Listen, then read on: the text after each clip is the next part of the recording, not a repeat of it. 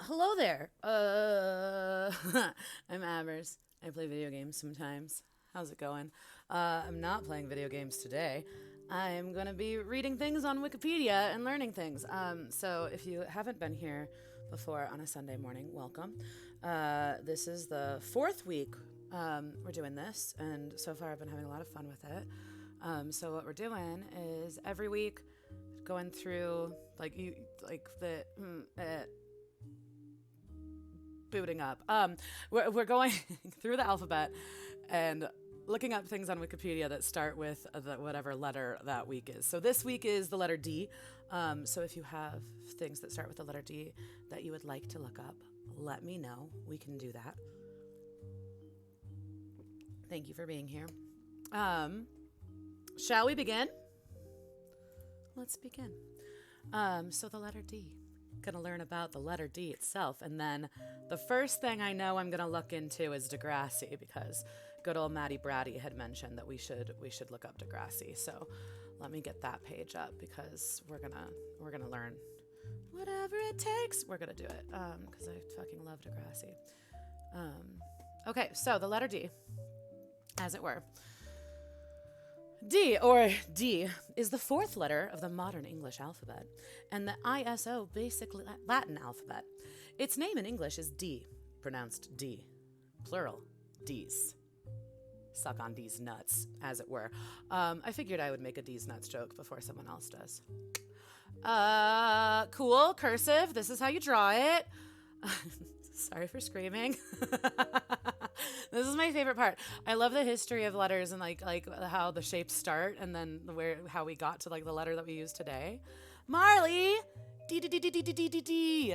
If you have any D things that you want to look up, let me know. It's good to see you. Welcome to Wikipedia with me. Thank you for getting ahead of the D's nuts jokes. Thanks. Yeah, no, I try. Oh, you know what? I just realized we have the little like charity thing up above, which is amazing, but it's no longer live because we raised $1,000. And Marley, I know you were a big part of that, so thank you. Let me get rid of that though, so we're not confused. And actually, Marley, while we're at it, I'm just gonna move things around so that my brain feels better. How are you? What are you up to today? It's good to see you. Okay, can we just like make this a little bit bigger? Oh, well, now it's not going to be centered. Cool. Love that for us. Oh man, what is centered anyway, though? How do you even know if it's centered? Yikes, dude. We're going to call that centered. We're calling it centered. I don't know. It was good to see you. You like the lights in my background? Thanks. I kind of low-key copied a Weaselbeth because my desk is sort of kind of in my pantry, as it were. Like my kitchen's like right there. And behind this is like tea and coffee and stuff. And I didn't like the way it looked. So, yep. Shout out to Weaselbeth. How do you spell her name? Every time I'm like, eating breakfast with coffee, headed out to walk the doggo momentarily. Do it. Go walk the doggo. Thank you for lurking. I appreciate it. We'll just be learning about D's nuts. That's all. I'm going to stop making D's nuts jokes. Okay, so the letter D in Egyptian hieroglyphics, door, fish. Interesting. I don't know what that means. But then D becomes this like cool triangle thing with a like little tail, so that's exciting. And then delta, because alpha, beta, gamma, delta. We're learning the Greek letters. I'm learning the Greek letters. Other people might already know the Greek letters. I was never in a sorority. Well, that's not true. I mean, it is true, but I was in an academic fraternity, not the same as an actual fraternity, for the Spanish department in my university. Somehow, one year, I became treasurer because no one else would do it. I did nothing. I showed up to meetings. I don't think I ever counted money. Sigma Delta P. Okay, anyway. Moving on. Etruscan? What's that about? I don't know, but it's a backwards D, so that's cool. And then Latin D. There it is. Anything else cool about the letter D? I don't think so. I think it's time to look into Degrassi. I am curious, though. If Wikipedia has anything on the D's nuts jokes. Maybe we can find out what the origin of D's nuts jokes. Oh my God, there is a Wikipedia page on it. Shut the fuck up. We might start there and then go into Degrassi. Want to learn about D's nuts? Okay, sorry. I'm really sorry. I'm not. I don't know why I keep apologizing because I'm not sorry. All right.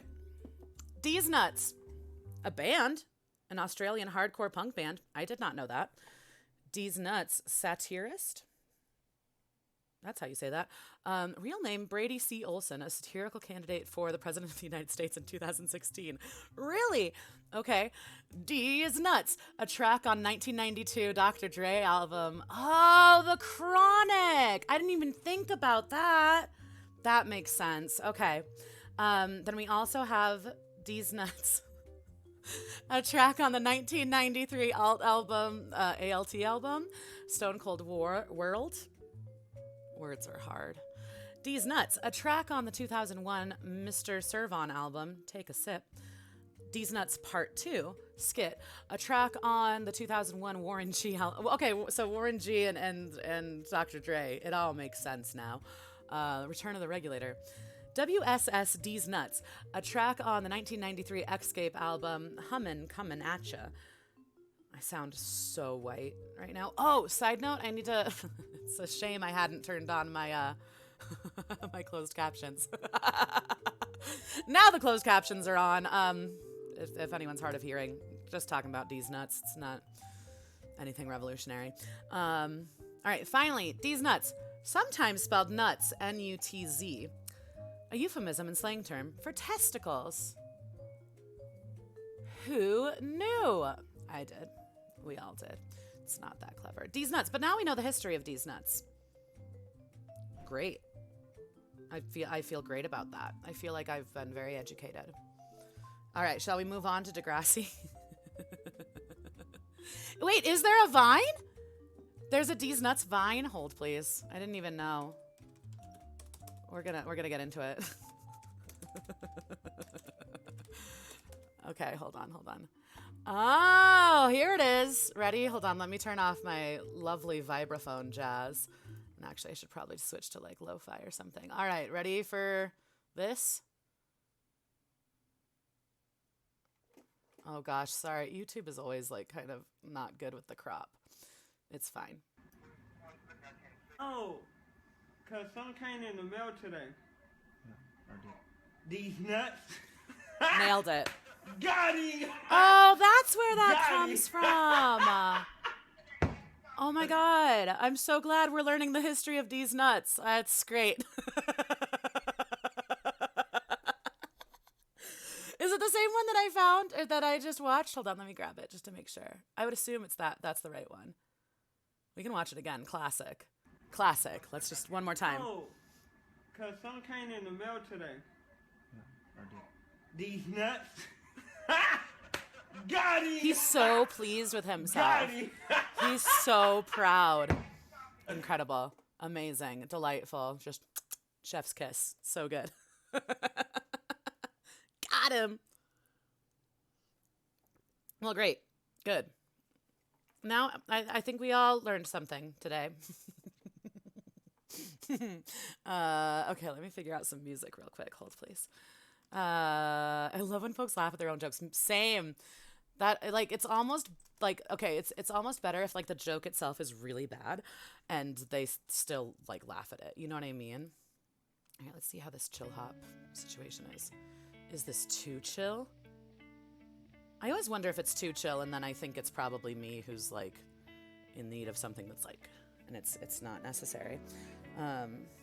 Anyway, Degrassi time? Unless I know you got to go walk the doggo, but if you have a D thing, let me know. Doggo? Hold, please. Is there a doggo Wikipedia page? Probably. If there's a D's Nuts Wikipedia page, there's got to be a doggo Wikipedia page, right? Doggo lingo. Okay. Let's do it. That'll be next. Degrassi! In honor of Maddie Brady. Degrassi is a Canadian teen drama franchise created by Kit Hood and Linda Schuyler? in 1979. 1979! I didn't realize it was, I mean, I knew it was in the 80s. I guess that doesn't, I mean, that makes sense, but in my mind, I'm like, the 70s. Beginning as a series of short films about pre-adolescents living on or near the eponymous Degrassi Street in Toronto, Ontario. Shut up! Degrassi Street is a real place? Shut up! Okay, hold on. We'll look into that in a minute. Later series came to focus on an ensemble cast of ethnically and economically diverse teenagers attending the eponymous, they keep using eponymous, middle and high schools as they confront social and cultural issues relevant to adolescence. The franchise spans 6 main series: The Kids of Degrassi Street, Degrassi Junior High, Degrassi High, Degrassi Next Generation. I think, oh man, well, we'll look into it, but I'm pretty sure Next Generation is where I came into it, I think. You know, with like Spinner and Paige and Manny. That was my Degrassi. Okay, Revival set to premiere in 2023 on HBO Max. I want to watch that. The franchise also includes television specials and made-for-TV films, as well as literary adaptations, soundtracks, and non-fiction documentary series. I have not seen the non-fiction documentary series. I would be very curious. Degrassi was originally produced by Playing with Time Incorporated, production company owned by Hood and Schuyler. I think Schuyler. We'd go with Schuyler. The Kids of Degrassi Street, which made its debut in 1979, began as a series of short films which aired on CBC television annually until 1982, when the network turned it into a series. Degrassi Junior High, which aired on CBC from 1987 to 1989, marked the franchise's transition into a teen drama, gaining recognition and controversy for its honest depictions of heavy social issues. It's true. There's a couple episodes that they didn't actually air in the United States, which is interesting. Specifically, I remember one where one of the teenagers gets an abortion. They didn't air that one in the United States, which is fascinating. Anyway. Along with its follow-up, Degrassi High, which aired from 1989 to 1991, it established the franchise as a significant part of Canadian popular culture. Degrassi High concluded with 1992 post-graduation television movie School's Out, which also marked the first time that fuck was heard on Canadian television during the movie's climax. That's amazing. Good for Degrassi. Good for her. Good for her. I'm proud. I'm proud of the history, the legacy that Degrassi has left behind. Okay, great. The franchise was rebooted in 2001 with Degrassi: The Next Generation, which aired on CTV in Canada, and on Noggin. Noggin is where I watched it. I didn't have Noggin. We didn't have fancy cable growing up. Fancy cable as in whatever, Noggin, wherever that was like included. But I babysat this kid, and when he went to bed, I would watch Degrassi because they had fancy cable. I remember this. This is memories. All the memories. New series focused on a generation of teenagers, while also including characters from previous series, now adults. Like its predecessors, it was a critical and commercial success, attracting rave reviews for its depiction of social issues. After 9 seasons, it was shortened to Degrassi and ended in 2015. Degrassi Next Class, which I've watched a little bit of, but not Degrassi Next Generation was the one that I was super into when I was a kid. Direct follow-up and soft reboot aired on Family in Canada and released on Netflix in early 2016, ended in 2017 with its cancellation confirmed in 2019. In January 2022, it was announced that HBO Max had greenlit another series in the franchise. I did not know this. That just happened. That's exciting. All right. Degrassi has had a significant cultural impact in Canada and elsewhere since its inception in 1979. It has received critical acclaim, numerous accolades and controversy for its realistic depictions of teenage life, and the franchise is considered one of Canada's greatest television achievements, receiving hundreds of awards during its 4-decade time span. Several actors from the franchise have achieved wider recognition and stardom since their time on the series, most notably actor-turned-rapper Drake, true, Aubrey Graham, and Nina Dobrev. Is she in the newer ones? She is in the newer ones. No, she was in the series that I watched. Nina Dobrev, Mia Jones. I I don't remember her being on there really. Interesting. Okay. Anyway. Okay, so what do we got? Oh man, so many things. Where do we even go? I think history is kind of cool. Series, meh. Reception and impact, age-appropriate casting, reception from LGBT.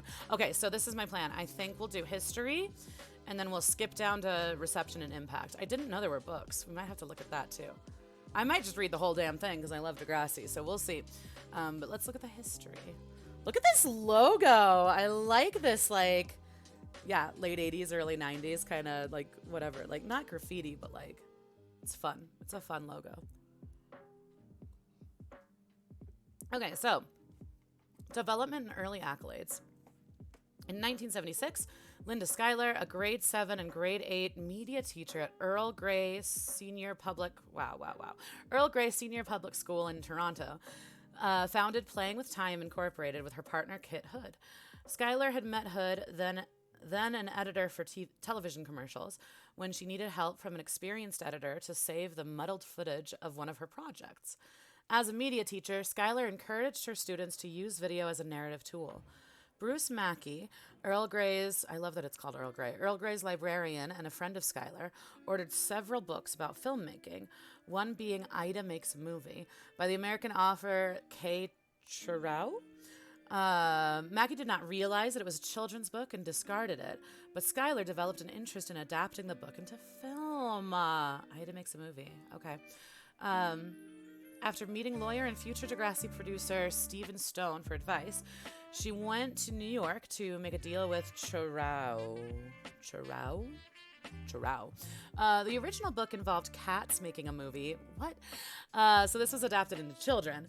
Mackey's house was used as a filming location. After the movie debuted on September 20th, 1980 on CBC, the network ordered 2 more episodes, and then by 1982, they ordered 5 more episodes, turning the series of short films into a television series. The episode Griff Gets a Hand, which starred future Wheels actor Neil Hope as Griff. I don't know who that is. Received an International Emmy for Best Program for Children and Young People. All right. Degrassi Junior High, an international success. A new Degrassi series began development in 1986, this time with new characters centered around the fictional eponymous school near the same street. The first to audition was Pat Mastroianni, who would play Joey Jeremiah. He shows up in The Next Generation. He's, I think he adopts one of the kids. Hold on. I can't remember who he adopts. Also, laptop issues. But he shows up later as an adult, which is fun. Several of the actors from Kids of Degrassi Street would return with new roles, including Neil Hope, Stacey Mistison, Anais Granofsky, and Sarah Charlesworth. It was at this time that Playing with Time started a repertory company, with 50 children selected from auditions. The workshops would be repeated at the beginning of production for each season as new cast members joined and existing cast members underwent more advanced workshops. The cast would have significant input into the writing of their characters. That's cool. With Schuyler seeking opinions during every read-through, and cast members often talking about their experiences to writer Yen Moore, who would adapt said experiences to their characters. The repertory company also meant that even major characters could be relegated to the background, if not the main focus of the episode, which, according to Catherine Ellis, was nearly unheard of on other television shows. Conversely, a background character could later be given more lines or a full role. Yep. The resulting series, Degrassi Junior High, premiered on CBC on January 18th, 1987. It became the beginning of Degrassi canon, and as several students would become adult characters in the following series.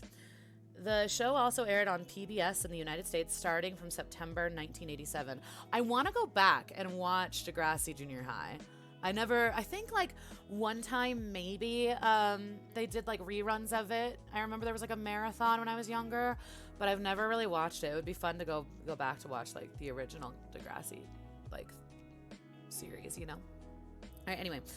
The resulting Degrassi Junior High premiered on CBC in January 18th, 1987, became the beginning of the Degrassi canon, as several students would become adult characters in the following series. The show also aired on PBS in the United States starting September 1987. The show would feature the franchise's first controversial storyline in which Christine Spike Nelson becomes pregnant. The fears of controversy were allegedly so much that 2 endings were filmed. Wow. Nonetheless, the episode It's Late, the 11th episode of the show's first season, would win an international Emmy, for which Emma Nelson, Spike's daughter, and the central character of the later series, was named. I didn't know that she was named because they won an Emmy for that episode. That's really cute. I love that. The popularity of the show led to international publicity tours by members of the cast throughout North America and parts of Europe. This is the logo I remember. This is the one, 2001 to 2013. So I was in 2001, I was in like 7th grade. And then 2013, I guess I was in like college at that point. So, well, no, I had actually dropped out of college at that point. Still, junior high through high school, Degrassi was my shit.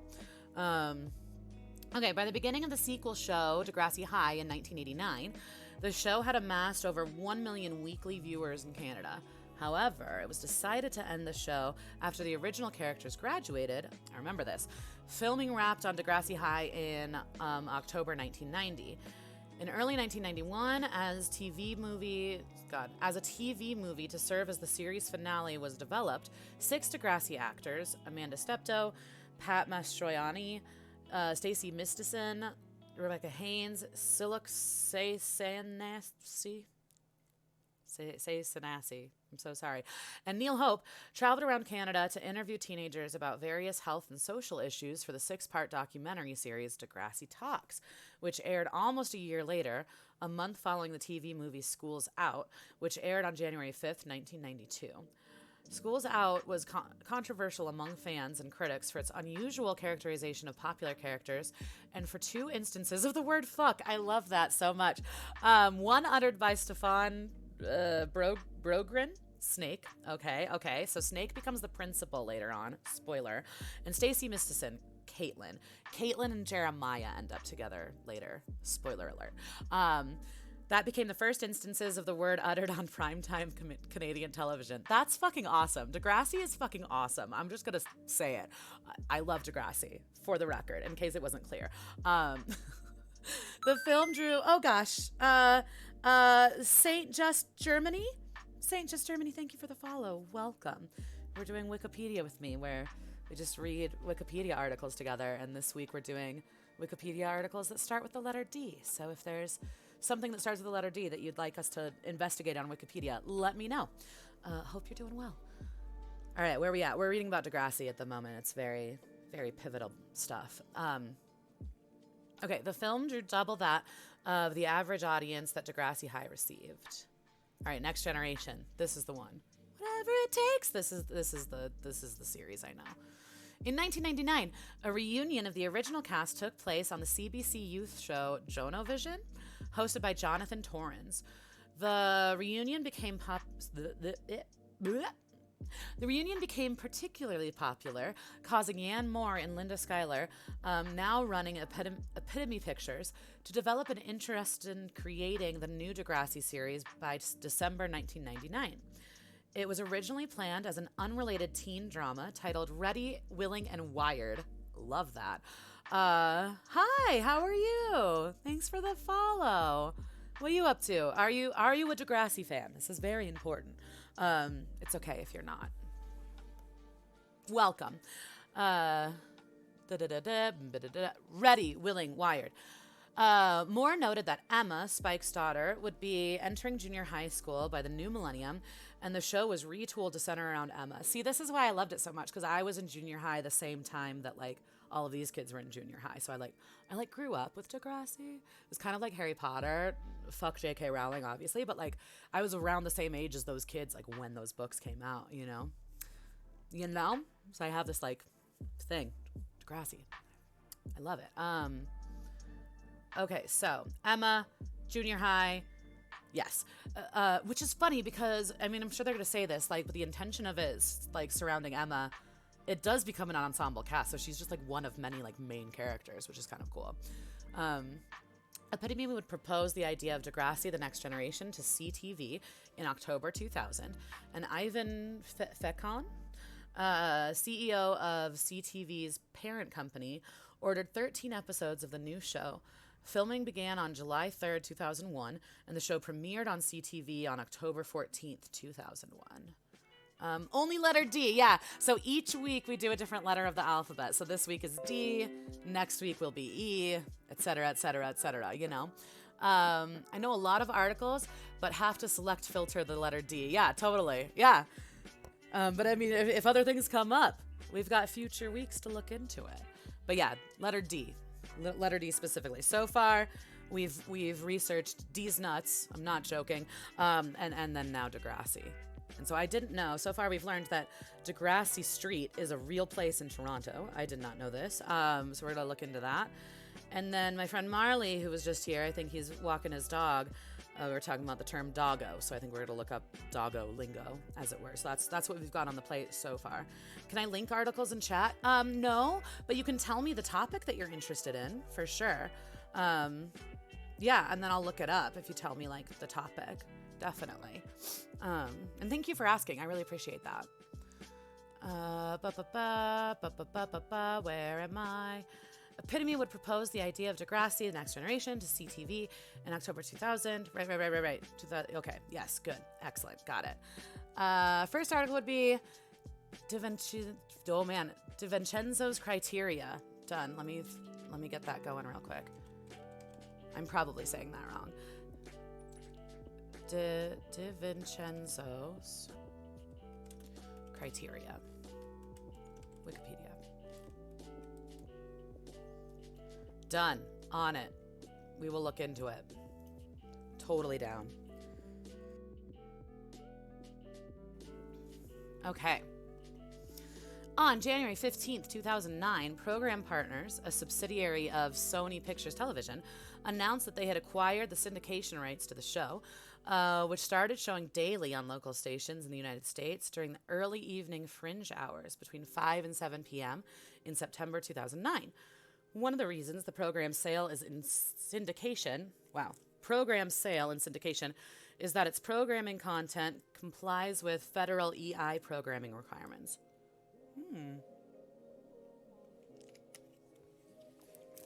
Second, Dante's Inferno. Oh man, I had to read Dante's Inferno in, I want to say in high school. So I vaguely remember it, but yeah, we'll look it up. You know what's interesting? It's technically I for Inferno, but I'll allow it. Wait, here we go. Dante's Inferno first part. Hold on, we gotta find where we can get to the actual thing. Technically an I. Saint just Germany, don't tell anyone. I'll allow it. I'll allow it today. I'll allow it. Okay. Degrassi. Where are we at? Something. During the show's 9th season, the producers were informed in a meeting with CTV executives that the network did not plan to renew the show. At the same time, Stephen Stone was in talks with Teen Nick to produce 48 episodes of a telenovela-style teen show, which he later pitched as the 10th season of Degrassi: The Next Generation. To promote the series on the new network, Teen Nick commissioned a promotional music video set to Shark in the Water by V.V. Brown and themed around a carnival and a circus. I do not remember that at all. Which contained clues foreshadowing later events of the season. The promo was extremely successful. According to Stephen Stone, Much Music, the network that the series moved to in CTV in Canada, cited the promo as having improved the network's ratings significantly. Season 10 premiered on July 19th, 2010, and marked a change in production style to telenovela soap opera format, and for the first time, episodes airing in Canada and the United States on the same day. That's interesting. The Next Generation was also dropped from the title, which became simply Degrassi, which was a good call. That's a good call. It just rings off the tongue a little bit better, you know? All right, Degrassi was canceled after 14 seasons. Spin-off series, Degrassi Next Class, aired on Netflix for 4 seasons. I'm going to be honest. Degrassi Next Class is not as good as Degrassi Next Generation. I'm sorry to say. It's still good, but it's not as good as Next Generation. I'm just gonna put it out there. Okay, 14 seasons. Season 1 was released on Netflix January 15th, 2016. Started airing on January 4th, 2016 on Family's new teen programming block, F2N. 14 cast members from season 14 of Degrassi also reprised their roles. On March 7th, 2019, Stephen Brogren confirmed the show was canceled after 4 seasons. We'll skip through the series here. In fact, there's Dante's Inferno, referring to Inferno Dante, but maybe I could come with more real D articles. Nah, that's perfect. That's totally fine. I think that most people, correct me if I'm wrong, Saint Just Germany, I have always referred to it as Dante's Inferno. I think most people refer to it as Dante's Inferno. It's fine. I'm not worried about it. No, but those are 2 great topics. I think we're gonna look into De Vincenzo. Am I saying that right? De Vincenzo's Criteria. David Lynch filmography. Okay, that one I won't allow. So if we're gonna look into Lynch, we gotta wait for L Week. In terms of surnames, we'll wait until L Week for that one. But we can look into it. L Week. Come back in a few weeks and we'll do that. Okay, let's see. Here it is. Next Generation. That's my shit. Maybe we should just read through this because I'm like super into it. Okay, you're good with that? Okay, cool. Okay, cool. Good. Excellent. Degrassi Junior High. I kind of do want to like read about the series. Is that silly? I don't know. Maybe it's too much, but I just love Degrassi. I mean, is there anything else? Let's start with Degrassi Junior High, Degrassi High. Degrassi Junior High aired for 42 episodes from 1987 to 1989. Later, much of the cast continued over to the spin-off series Degrassi High, with some extra cast members and a new high school. Degrassi High aired on CBC and PBS for 2 years, from 1989 until 1991. The 2 series center around students attending the fictional Degrassi Junior High School and Degrassi High School in Toronto, as they deal with taboo issues such as teen pregnancy, racism, AIDS, eating disorders, child abuse, and learning disabilities, and others. The series spawned characters such as Joey Jeremiah, Caitlin Ryan, Christine Spike Nelson, and Archie Snake Simpson, who became associated with the franchise and appeared in later installments. A few months after the end of Degrassi High, a 90-minute made-for-TV film entitled School's Out was produced, which concluded the series. It sparked controversy and anger amongst fans and critics for the unusual characterization of several characters and infamous scenes of sexuality and coarse language. Hood and Skylar subsequently worked on a similar series, Liberty Street. Oh, I never heard about that one. Which applied Degrassi format to a series about people in their 20s living on their own for the first time. Pat Mastroianni, who played Joey Jeremiah, appeared in Liberty Street as a different character. I did not know this. Okay, Degrassi Talks. In 1991, prior to the development of the television movie School's Out, 6 actors from the series, including Rebecca Haynes, Neil Hope, Pat Mastroianni, Stacey Mistison, Saysenassi, so sorry, Amanda Steptoe, traveled around Canada and interviewed teenagers about issues addressed in the series. The result, Degrassi Talks, is a 6-part documentary series aired on CBC television from February 29th to March 30th, 1992. Each episode was hosted by an actor whose character had experienced the issue that was the subject of the episode. Yeah, I never saw that. Okay, Next Generation. This is my shit. Look at Aubrey Graham. Too bad he's such an asshole in real life, huh? Huh? Isn't it a bummer?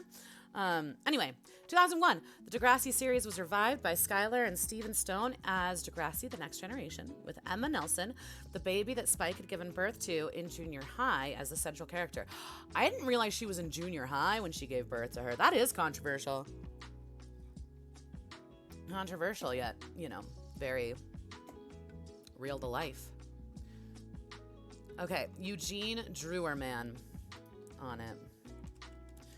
And then for now, I'm going to say that's a lot of categories. So we'll take a little break there if you're okay with it, St. Just Germany, because I don't know how many I'll be able to get through. So if you don't mind, we'll go with those and then see how much time we have and go from there if you're cool with it. But I love it because I wasn't really sure what topics we'd go into. So far looking good. Depending on time, we can do more if you've got more ideas later. So not to like put a pin on it, but I just don't want to like get too many to where I'm like, I can't, it's too many. Do you know what I mean? But I'm down. I'm excited to look into all these things.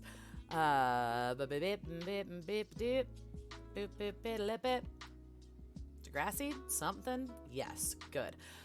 Featuring several of the original cast members, now adults, in recurring roles, became the biggest series of the franchise, overshadowing its predecessors, lasting 14 seasons. That's a long time. And gaining a massive cult following.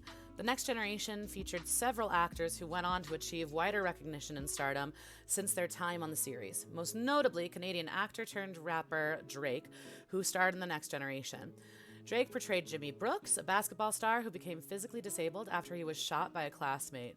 Dude, that like that season, that like story arc is fucking wild. Because another girl was shot too, and was she shot or did she? I can't remember.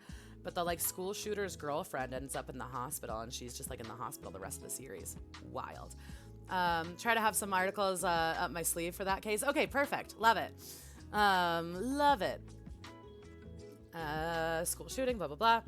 When asked about his early acting career, Drake replied, "My mother was very sick. We were very poor, like broke. The only money I had coming in was from Canadian TV." He appeared in a total of 100 episodes between 2001 and 2008. Nina Dobrev, who portrayed Mia Jones, I do kind of remember her now, her character, a little bit. She wasn't one of the major ones, though, I don't think. Anyway, went on to star as a lead character in the popular supernatural teen drama television series, The Vampire Diaries. Chloe Rose, who portrayed Katie Matlin, and Raymond Ablak, who portrayed Sav Bandari, went on to star in acclaimed web series Teenagers Together. It's cool that like a lot of the kids like ended up having careers out of this. It's broadcasted on CTV, wow, Much Music, MTV, Family Channel. Outside of Canada, it was rebroadcast in the United States on Noggin's teen-targeted block, the N, from 2002 onward. In 2009, the show was carried over to Teen Nick, a channel that merged from the programming of two Viacom-owned teen blocks, Noggin's The N and Nickelodeon's Teen Nick. It was also exported to the Netherlands on Zap, to Brazil on the cable channel Multishow, to Australia on ABC3 and Nickelodeon, to Mexico, Peru, Venezuela, Chile on the cable channel MTV Latin America, and to Poland on Canal Plus's channel Zigzap. All over the world, everywhere. Very ubiquitous. Degrassi Next Class is the second incarnation of Next Generation, also considered its own show. After Teen Nick and MTV Canada dropped the series, the show was picked up by Netflix and Family Channel. This reboot of the series was initially set to be the 15th season of The Next Generation, as casting calls were made for the 15th season. But ultimately, Netflix and Epitome decided to start it off as a new show, not to confuse new viewers that would watch it on Netflix. Degrassi. On January 13th, 2022, it was announced that HBO Max gave a series order to Degrassi, a reboot of the franchise consisting of 10-hour-long episodes set to premiere in 2023. I'm so excited. I didn't know that we were going to get more Degrassi. I'm very into it. I'm very here for it. Production is scheduled to begin in Toronto in the summer of 2022. Books. I did not know there were books. There were books. Good to know. Many accolades. Good to know. Age-appropriate casting, true. Gimp, hello. How's it going? Thank you for the raid. What are you up to? How are you? I hope you had a wonderful stream. What were you doing? Hearthstone, nice. How'd it go? I know it can be brutal sometimes. Gimp fans, I'm Mabbers. I play video games sometimes. Today, we're looking up things that start with the letter D on Wikipedia. So good old St. Just Germany has given me several articles, several ideas. So if anyone else has topics and things they'd like to look into, let me know and we will do it. Gimp, thank you for the raid. It's good to see you. How are ya? Was not having a great stream. Lost a heavy majority, so going to a much more lively and fun stream. I'm sorry we're having a rough stream. That sucks. That's a bummer. Well, welcome. Grab yourself a beverage or a snack or whatever you need and come hang out. It's good to see you. I'm sorry. I'm sorry that you lost a heavy majority. That's always kind of discouraging, yeah? But it's good to see you. I'm glad you're here. We're reading about Degrassi currently. It happens. It does. Yeah, it's true. It's just part of it, right? Okay, age-appropriate casting. The Degrassi franchise has been noted for its casting of teenagers, in contrast to other teen dramas that cast young adults to play teenage roles, which is really fucking cool when you think about it. I feel like, I don't know, I could be wrong, but I feel like in the United States, the reason that we don't do this more is because of child labor laws, which, I mean, there's a whole lot to be said there, but yeah, it's interesting. Its portrayal of real teenagers offered a more realistic, relatable depiction of teenage life than other teen drama shows. In 1986, Schuyler explained that Degrassi Junior High would cast real teenagers, as so much of the American stuff set in high schools is played by late teens and early 20s and then some. She further elaborated in IndieWire in 2016, I like to talk about the fact that you can take a 25-year-old who looks 15 and have them play a role, but that actor is bringing 10 more years of life experience to that role. By having our cast be age appropriate, they bring the freshness and the authenticity of that age. That's fucking true. That's accurate. I skipped over accolades because I'm kind of like, I feel like I've read a lot, but let's okay, I do want to read about reception from LGBT groups. I do want to read about censorship. I'm very curious about censorship. So we'll do those and then we'll move on. Degrassi's portrayal of LGBT youth was viewed by critics as groundbreaking.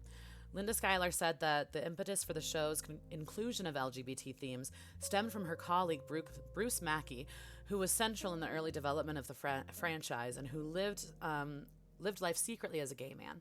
Schuyler said, it made me so sad to see somebody who had to live duplicitously like that, that it kind of has been right from the very beginning of this show. It's been a very important mandate for me.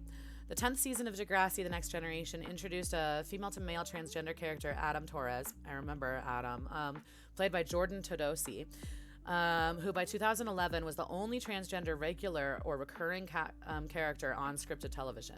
Dude, Degrassi's so fucking cool. Shout out Degrassi for being badass.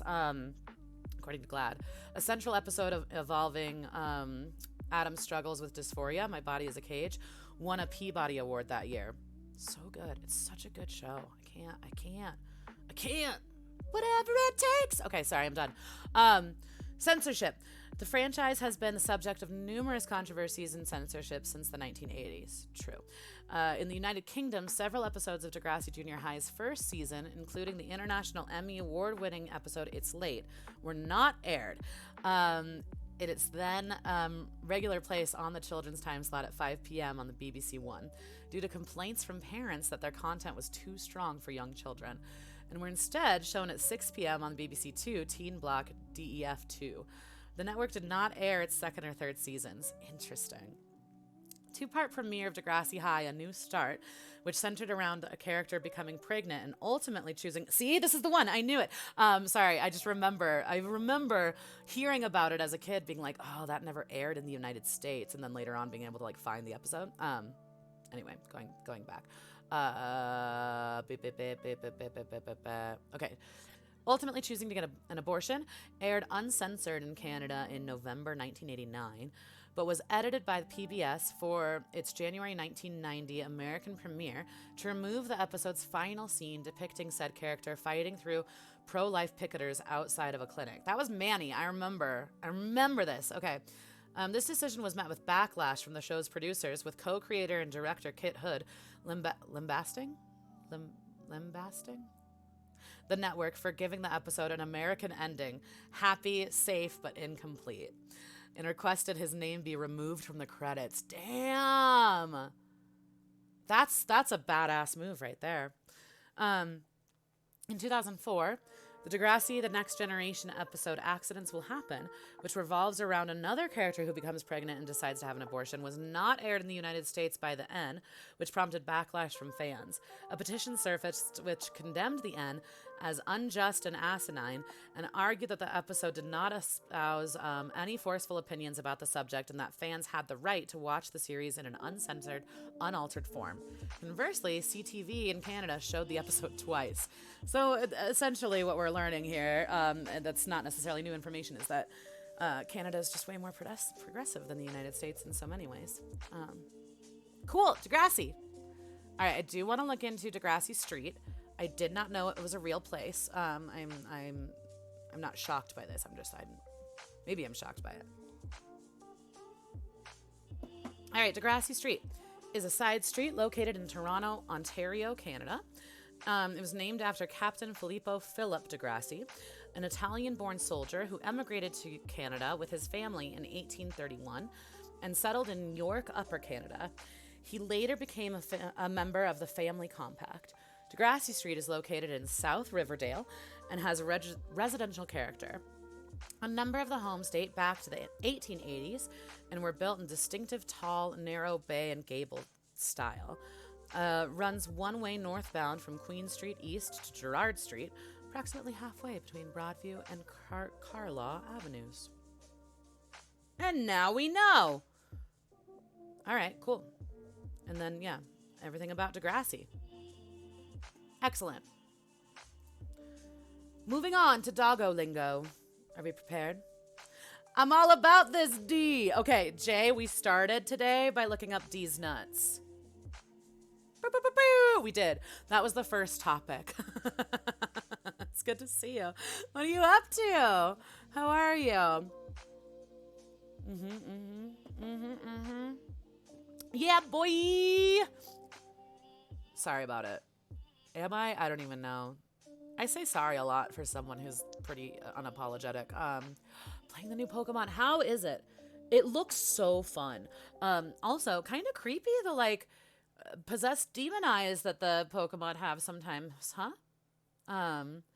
Taking a break to see who was on the stream, Queen. It's good to see you. Thank you for hanging out. Right? It's creepy, but it looks really fun. Like it looks like old school, like Game Boy, like, you know, Pokemon mixed with like Breath of the Wild or something. Like it seemed, I haven't actually played it yet, obviously, but like it seems like it has this kind of like cool, like open world vibe. I want to play it. Into it? Yeah. I know it just came out. You found 7 more articles? All right, hold on to them, Saint. Hold on to them. Because I think the 3 you gave me are a great start, and then we'll go from there, I promise. But I love, first of all, I love that you're here, and I love that you're enthusiastic about this, so welcome. I'm very excited. Jay, right? It's like Sword and Shield, but way better. There's research. Interesting. And battles. Moves to watch. Things to do. Yes. No, I want to play it. I'm going to have to get it. You know what's sad? I have Pokemon Sword, and I haven't even played it yet. I'm so behind. I have been deeply into playing Pokemon Snap off stream. It's been very fun. It's a very cute little game. Fanaria, hi! I heard it's a different formula from the basic Defeat the Gym Masters formula. It seems like it, yeah. All kinds of things. Just got it this morning. Fun! Yeah, as soon as it came out, like, I saw, like, my whole Twitch feed was just people playing Pokemon. It looks fun. I'm gonna have to get it. Why can't my brain keep track that I already said formula? Oh, I didn't even notice. Oh, you're good, fun. Don't even worry about it. You like wiki streams? There's another streamer who does this. Oh, really? That's cool. He does random articles, and at the end, each stream, he takes suggestions. What's the name of this streamer? We'll shout them out. I'll have to go check them out. So that's great. That's wonderful. Yeah, wiki stream. It's kind of fun, right? I just started a few weeks ago. Hyper no ways?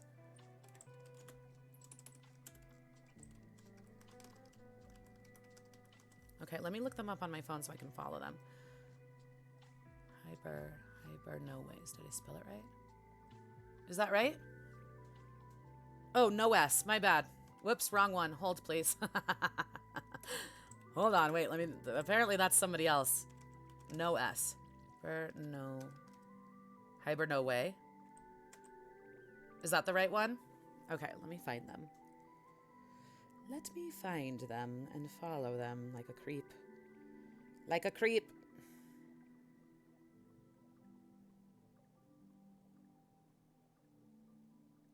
Yeah, I figured for now just keeping it like alphabetical would help my own brain to like, oh my God, look it. Cool.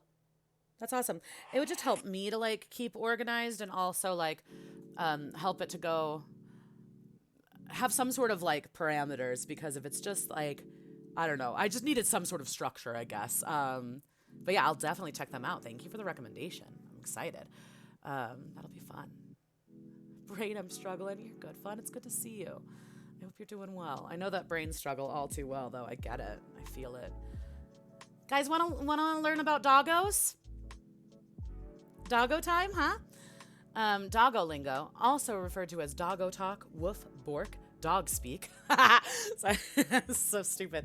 Is an internet language that is created from word conversion, meme lexicon, and onomatopoeia. Emerging in the 2010s, doggo lingo is implied to be a dog's own idiom. It is presented as what humans have long believed goes on in the canine brain. Elise Graham, assistant professor at Stony Brook University, describes doggo lingo as upbeat, joyful, and clueless in a relentlessly friendly way. This is very cute. Okay, structure. This is fun. I love this. I love this topic already. I'm very excited. Okay, so structure. Doggo lingo. Also, wait, can we just appreciate this pupper real quick? Look how cute. I love them. Okay, anyway. A dog would be called a doggo or a pupper. Did you hear me say pupper? Pupper. Okay, sorry. Doggo lingo. Doggo lingo appends various diminutive suffixes. O, doggo, dogger, or pupper, doggerino. Sure. Into existing English words. Dog turns into a doggo. Pup turns into pupper. Bark, bork. The linguist in me is so excited about this. As well as doggo lingo words that have been creative. E.g., pupper turns into pupperino, bork turns into borker, etc., so on and so forth. Doggo lingo relies heavily upon onomatopoeia. Words such as blep, blop, mlem, I've never heard mlem before, describe the action of a dog sticking its tongue out. Blep. Blep I know from cats, because cats like to blep a lot, right? So describe the action of a dog sticking out its tongue. Bork, boof, woof. Describe the various canine barking sounds. A dog with fluffy coat may be called a floof or a fluff. Doggo lingo follows a similar rudimentary style to create its verbs. Doin' me in place of present participles, such as doing me a scare. I love this. Doing me a scare, scaring me. And adjectives, heckin', in place of degree modifiers such as extremely. Heck is frequently used in place of more conventional expletives. Some words also come from I-dialect spellings of English words, such as friend for friend. Cute, fun, love it. Cute, fun, love it, into it. BRB, no worries, Saint Just Jermaine. I'm sure by the time you get back, we'll probably be on to DiVincenzo's criteria. So thank you for hanging out. We'll see you soon. Origin of doggo lingo. Doggo lingo emerged in the 2010s, but its exact origin is unknown. Various social media accounts, such as We Rate Dogs, Twitter, Dog Spotting, Facebook, as well as social news aggregation and image board websites, 4chan, Reddit, Tumblr, have aided in popularizing the use of doggo lingo by consistently using or hosting content that uses the lingo on their internet pages. In 2014, the Doggo Spotting Facebook account gained popularity, especially in Australia, where coincidentally adding O to the end of words is also a feature of Australian slang. I didn't know that. That's interesting. Usage of doggo lingo peaked around 2017. Examples of doggo lingo. Doggo, dog, an affectionate term for dogs. Bork or boof, bark, lingo word for bark, commonly used in memes. Blep or mim, Them actually, I get it because you have to like do that. Them. The action of an animal sticking their tongue out. Give. A word a dog would use when begging for a snack. I love that they spelled it with 2 C's too. Human. A word for human, commonly used in comedy to illustrate an animal's point of view. Pupper or pupperino, puppy, an affectionate word for puppies. I call any dog pupper, though, I honestly do. Does not matter the age. Snack. Needs no explanation. Woofer, fluffer, boofer. A word for a very big dog, used affectionately. Fran, friend. A word for friend, commonly used to illustrate a dog's point of view towards their owner or other dogs. Hello. Affectionate way of saying hello. That's cute. Puppy and kitten are no longer age-gated terms. Agreed. Well, it's kind of like, I was talking to my students the other day, it's kind of like this idea of like, I am a 32-year-old woman and yet I will always be my mom's baby, right? Like, it's kind of like that where it's like, yeah, I like that. Fun. It's not an age-gated term. Yeah. Good stuff. By the way, fun, if you have any D words, D things you'd like us to look up, let me know. Also, I hope you're having a good morning. It's good to see you. Other animals. Some other animals are referred to differently in doggo lingo. One would be referred to a snake as a snick or danger noodle, a human being human, cat being catto. I've never heard catto, but bird being burb, absolutely have heard. St. Just Germany, welcome back. Internet fan groups for other animals have adopted many of the conventions of doggo lingo for their own related languages for their preferred animals, like posso, pos speak for opossums. Lolcats may be the precursor to doggo lingo. Many aspects of doggo lingo have been adopted into slang terminology of the furry fandom called fur speech. And now we know. Catto feels a little off. Yeah, Catarino, yeah. Been thinking, nothing sprung to mind? Don't worry. I was going to say, St. Just Germany has a lot of ideas, so I think we're going to be good. But if you do have something that pops up fun, let me know. There we go. We learned about doggos. Pretty good. Liking it. All right. DiVincenzo's criteria. St. Just Germany, are you ready? Okay, so the DiVincenzo criteria are conditions necessary for constructing a quantum computer, conditions proposed in 2000 by the theoretical physicist David P. DiVincenzo, as being those necessary to construct such a computer first proposed by mathematician Yuri Manin in 1980 and physicist Richard Feynman in 1982. As a means to efficiently simulate quantum systems, such as solving the quantum many-body problem. Oh, we're getting into the science now. We're getting into the science and the math now, boy.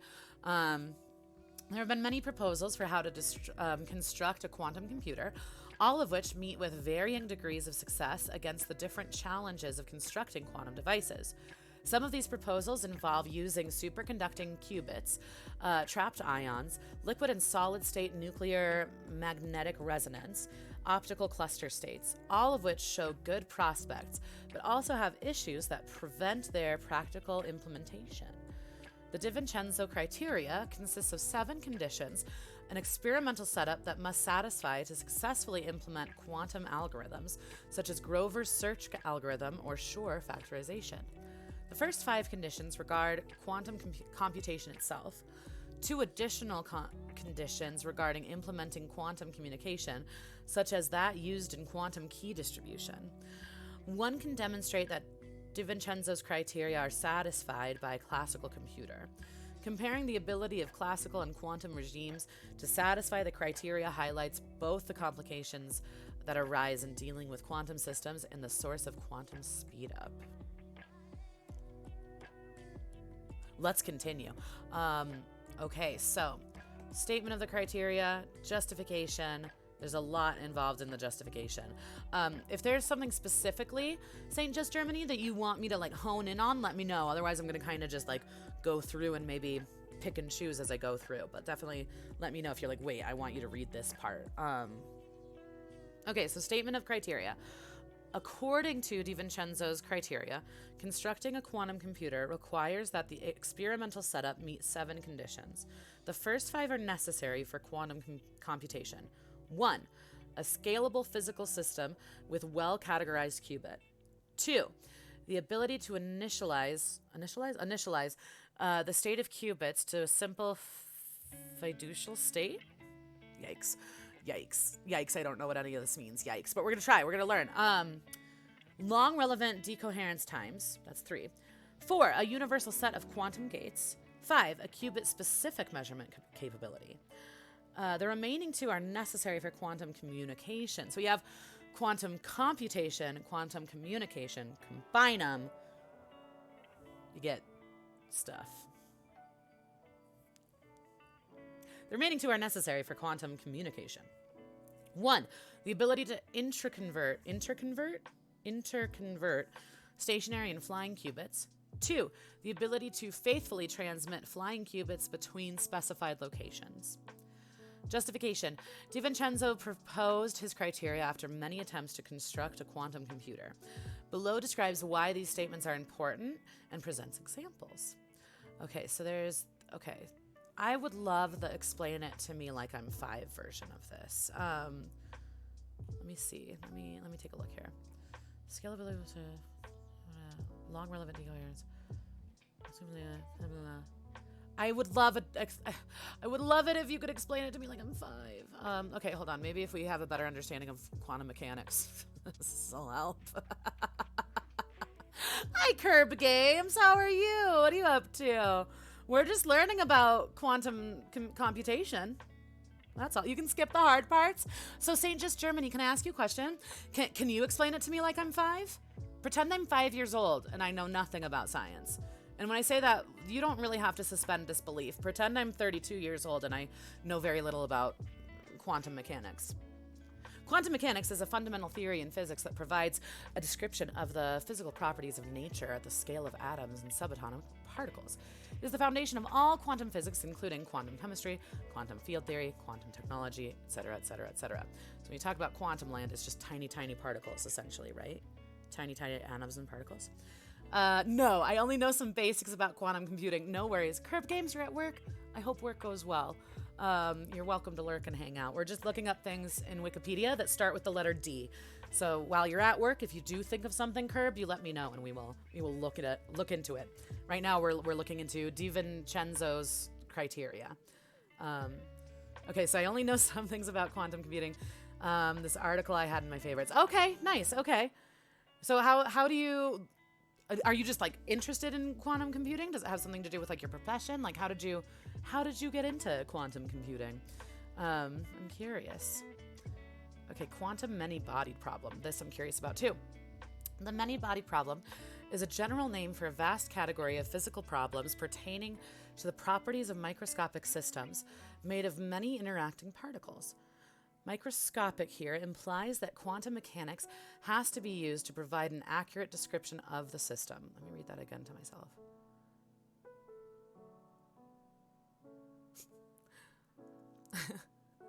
Okay. Microscopic systems made of many interacting particles. Very small. Very small. Quantum mechanics has to be used. Okay. All right. So this criteria needs to be met if we want to make a quantum computer, is the idea. I kind of get it. I kind of get it. I kind of get it. Can we? I'm curious. Okay, let me just. I feel the need to Google it. So DiVincenzo's criteria. DiVincenzo's. Oh my god. Criteria. Layman's terms. Who can tell me? Explain it to me like I'm 5, please.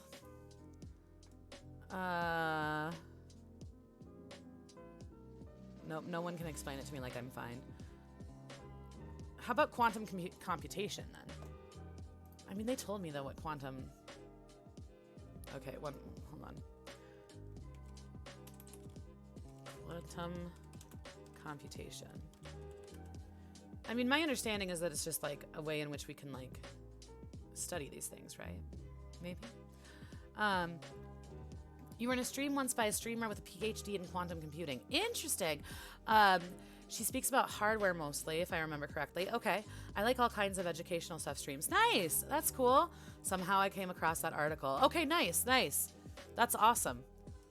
Let's see. So quantum computing, unlike traditional computers that use bits, quantum computers use qubits to encode information as zeros or ones, or both at the same time. So, okay. Coupled with a cocktail of forces from quantum physics, these refrigerator-sized machines can process a whole lot of information. Okay, I kind of understand. You know what? I have a little list going for the future.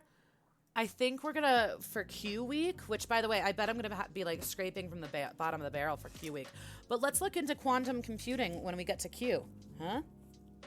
Oh, you know what? Another one we were gonna look into is deductive reasoning. Okay, so hold on. Quantum computing for when we get to Q week. I also think we should look up qubits when we're in Q week. That'll be good.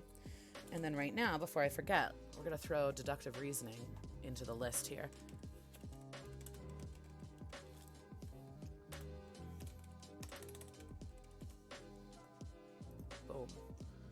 Boom. Did I have any other D things that we had talked about previously? I already have quantum. That's so funny. I already have quantum as one of my keywords. So we're gonna get into it. We're gonna get into it one day soon. No, this is I find it fascinating. It's so difficult for my brain to like comprehend, and I think that's the whole thing with quantum land and quantum theory, right? Because it's like you really have to like suspend disbelief in so many ways to understand like how these things work. I don't know if that makes sense, but yeah, it's really interesting. Tons of articles beginning with quantum. True. I think quantum computing is probably the way to go. Dowsing. There. Finally thought of something to look up. Done. Oh my God, the Aber's Jam. It really makes me laugh, the Aber's Jam. How do we feel about Aber's Jam? Do we like it? Are we here for it? I kind of like it. I think it's really silly and stupid, but I kind of like it. Okay, dowsing.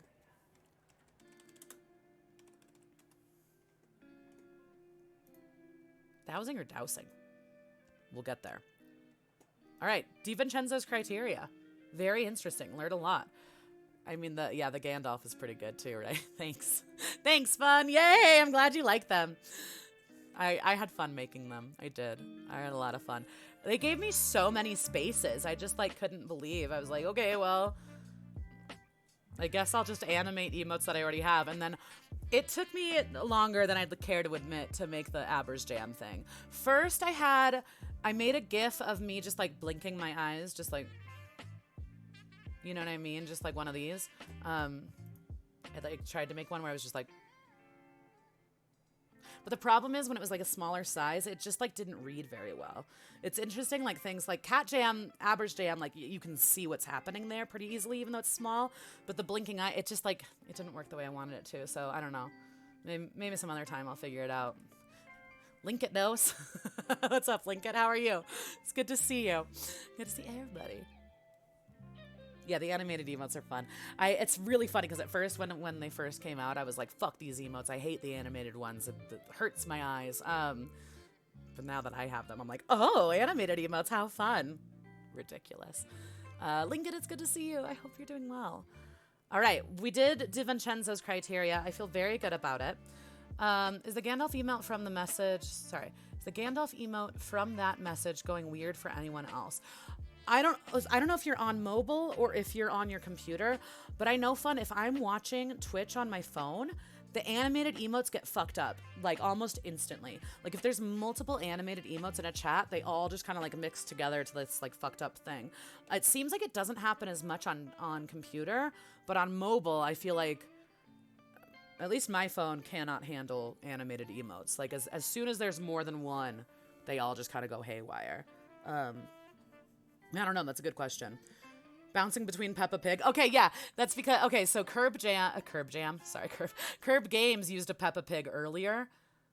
And then because... Yeah, are you watching on your phone? I'm curious. Because anytime I watch on my phone, it does the same thing that you're talking about.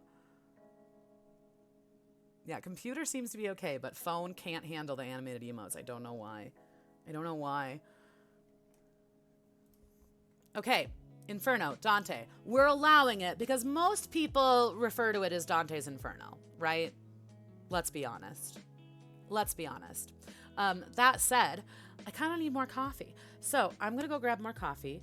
I'm going to go pee because I have a tiny bladder and I'm about to drink more coffee. See, mobile? Okay. Same thing happens on my phone with animated emotes. I don't know why. They just like glitch out. It's really funny.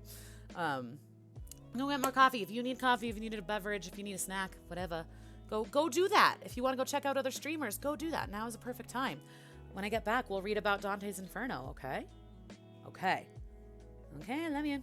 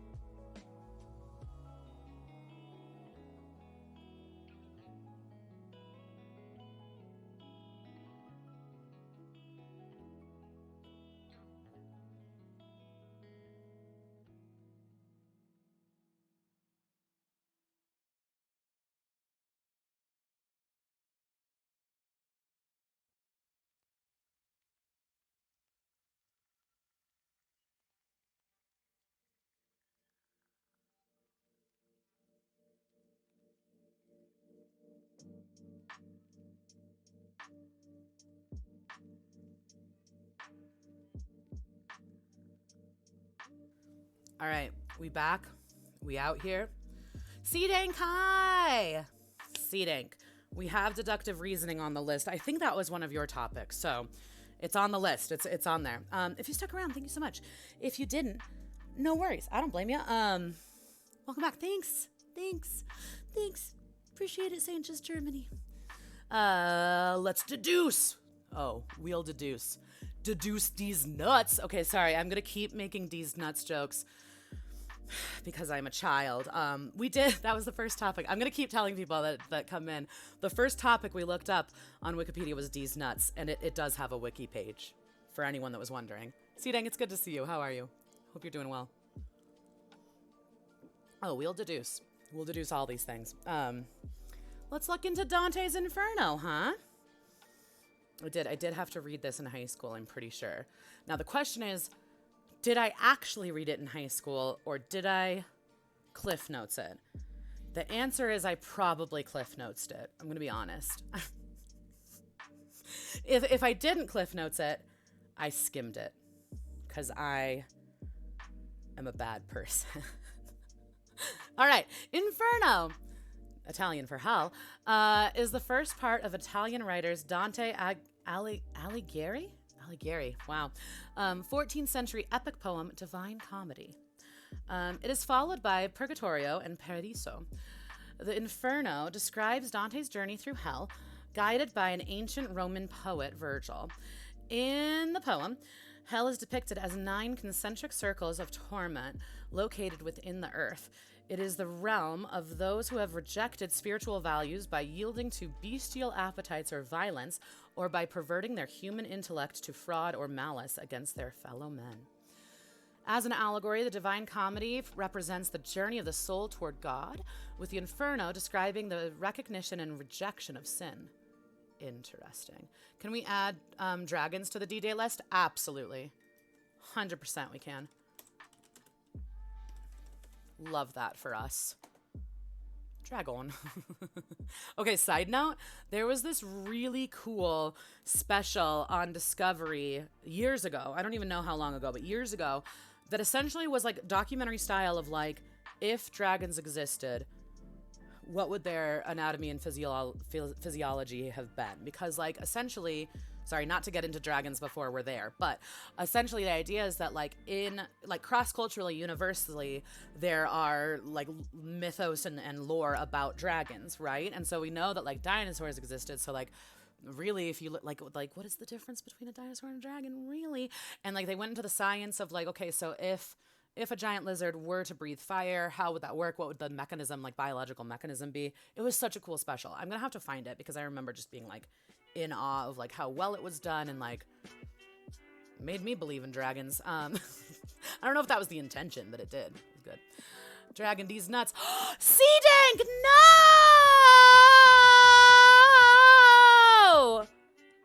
I'm very disappointed in you. How dare you, sir? How dare you come into my street?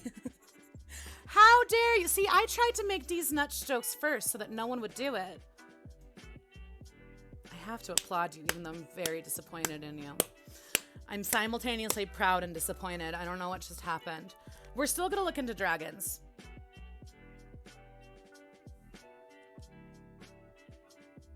Even though I'm mad about it. I'm mad about it. I don't like it. I'm mad about it. I'm disappointed. I'm upset. Should we add disappointment to the list? I'm disappointed in these nuts is what I am. Okay, anyway. Big distinction between the two forms of dragons are those with 2 and those with 4 legs, I believe. George R. Martin once explained that in a documentary. Ooh, interesting. Okay. Yeah, in terms of like whether or not they're fire breathing, whether or not they have wings, whether or not they like are bipedal or quadrupeds, like yeah, it's interesting. Very interesting. All right, so St. Just Germany, since this was your category, is there anything specific that you would like to look into? I mean, maybe like just like looking at the 9 circles I think is kind of interesting. And then illustrations I find interesting. So I'm probably going to go straight to that. If you're cool with it, we'll go to the 9 circles. But yeah, if there's anything in particular that you want to look at, let me know. All right, the 9 circles of hell. Overview. Virgil proceeds to guide Dante through the 9 circles of hell. The circles are concentric, representing a gradual increase in wickedness, and culminating at the center of the earth, where Satan is held in bondage. The sinners of each circle are punished for eternity in a fashion fitting their crimes. Each punishment is a contrapasso, a symbolic instance of poetic justice. For example, later in the poem, Dante and Virgil encounter the fortune tellers who must walk forward with their heads on backward. Interesting. Unable to see what is ahead because they tried to see the future through forbidden means. That's interesting.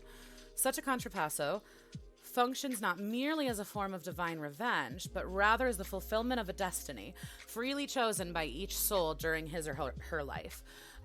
People who sinned but prayed for forgiveness before their deaths are not found in hell, but in purgatory, where they labor to become free of their sins. Those in hell are people who tried to justify their sins and are unrepented. Me. Me. Pick what you find most interesting. Okay. Again, yeah, let me know if there's something specific you want me to hone in on or something that I missed. I figure it'll be interesting to kind of go through the 9 circles, and then I'd love to like look at illustrations because I think that's interesting. So basically what I skipped is like the prequels, because who needs the prequels, huh? Holmes, hi! Okay, it's either literature, Dante's Inferno, or you've joined a satanic cult. Why not both? No, we're reading about Dante's Inferno right now. Holmes, it's so good to see you. Welcome to Wikipedia with me. I don't know if you've been to one of these yet, but the idea is that we're researching, just going down Wikipedia rabbit holes, essentially. And so this week is D week. So we're looking up things that start with the letter D. How are you? It's good to see you. I'm glad you're here. So yeah, we're reading about Dante's Inferno. It's very exciting. And Holmes, if you have a subject, you were here for A. Okay. There was a part of me that was like, I'm pretty sure you were here for one of these, but I couldn't remember. Okay, cool. So if there's something starting with the letter D that you would like to look into, we will do that. We have Eugene Drewerman, Deductive Reasoning, Dowsing, and Dragon. I'm so mad at you, C-Dank. Dragons. That's what we're looking up so far. That's our list thus far. So let me know if you want to add to it. Okay. Shall we continue? Dante's Hell is structured based on the ideas of Aristotle, but with certain Christian symbolisms, exceptions, and misconstructions of Aristotle's text. Further supplement from Cicero's De Officiis. Virgil reminds Dante, the character, of those pages where ethics tells of 3 conditions contrary to heaven's will and rule: incontinence, vice, and brute bestiality. Cicero, for his part, has divided sins between violence and fraud. By conflating Cicero's violence and Aristotle's bestiality, and his fraud with malice or vice, Dante the poet obtained 3 major categories of sin, and symbolized by 3 beasts that Dante encounters in Canto 1. Incontinence, violence, bestiality, fraud, malice. Sinners punished for incontinence, also known as wantonness. The lustful, the gluttonous, the hoarders, the wasters, and the wrathful and sullen all demonstrated weakness in controlling their appetites, desires, and natural urges. According to Aristotle's Ethics, incontinence is less condemnable than malice or bestiality, and therefore these sinners are located in 4 circles of upper hell, circles 2 to 5. These sinners endure lesser torments than do those consigned to lower hell, located within the walls of City of D's. City of D's nuts! I'm sorry, I'm done. I'm not. I don't know. Dragons are cool. Until C-Dank ruins them for you. Sorry. Anyway, City of D's.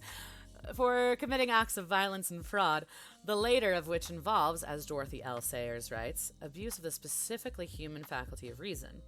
The deeper levels are organized into 1 circle for violence, circle 7, and 2 circles for fraud, circles 8 and 9.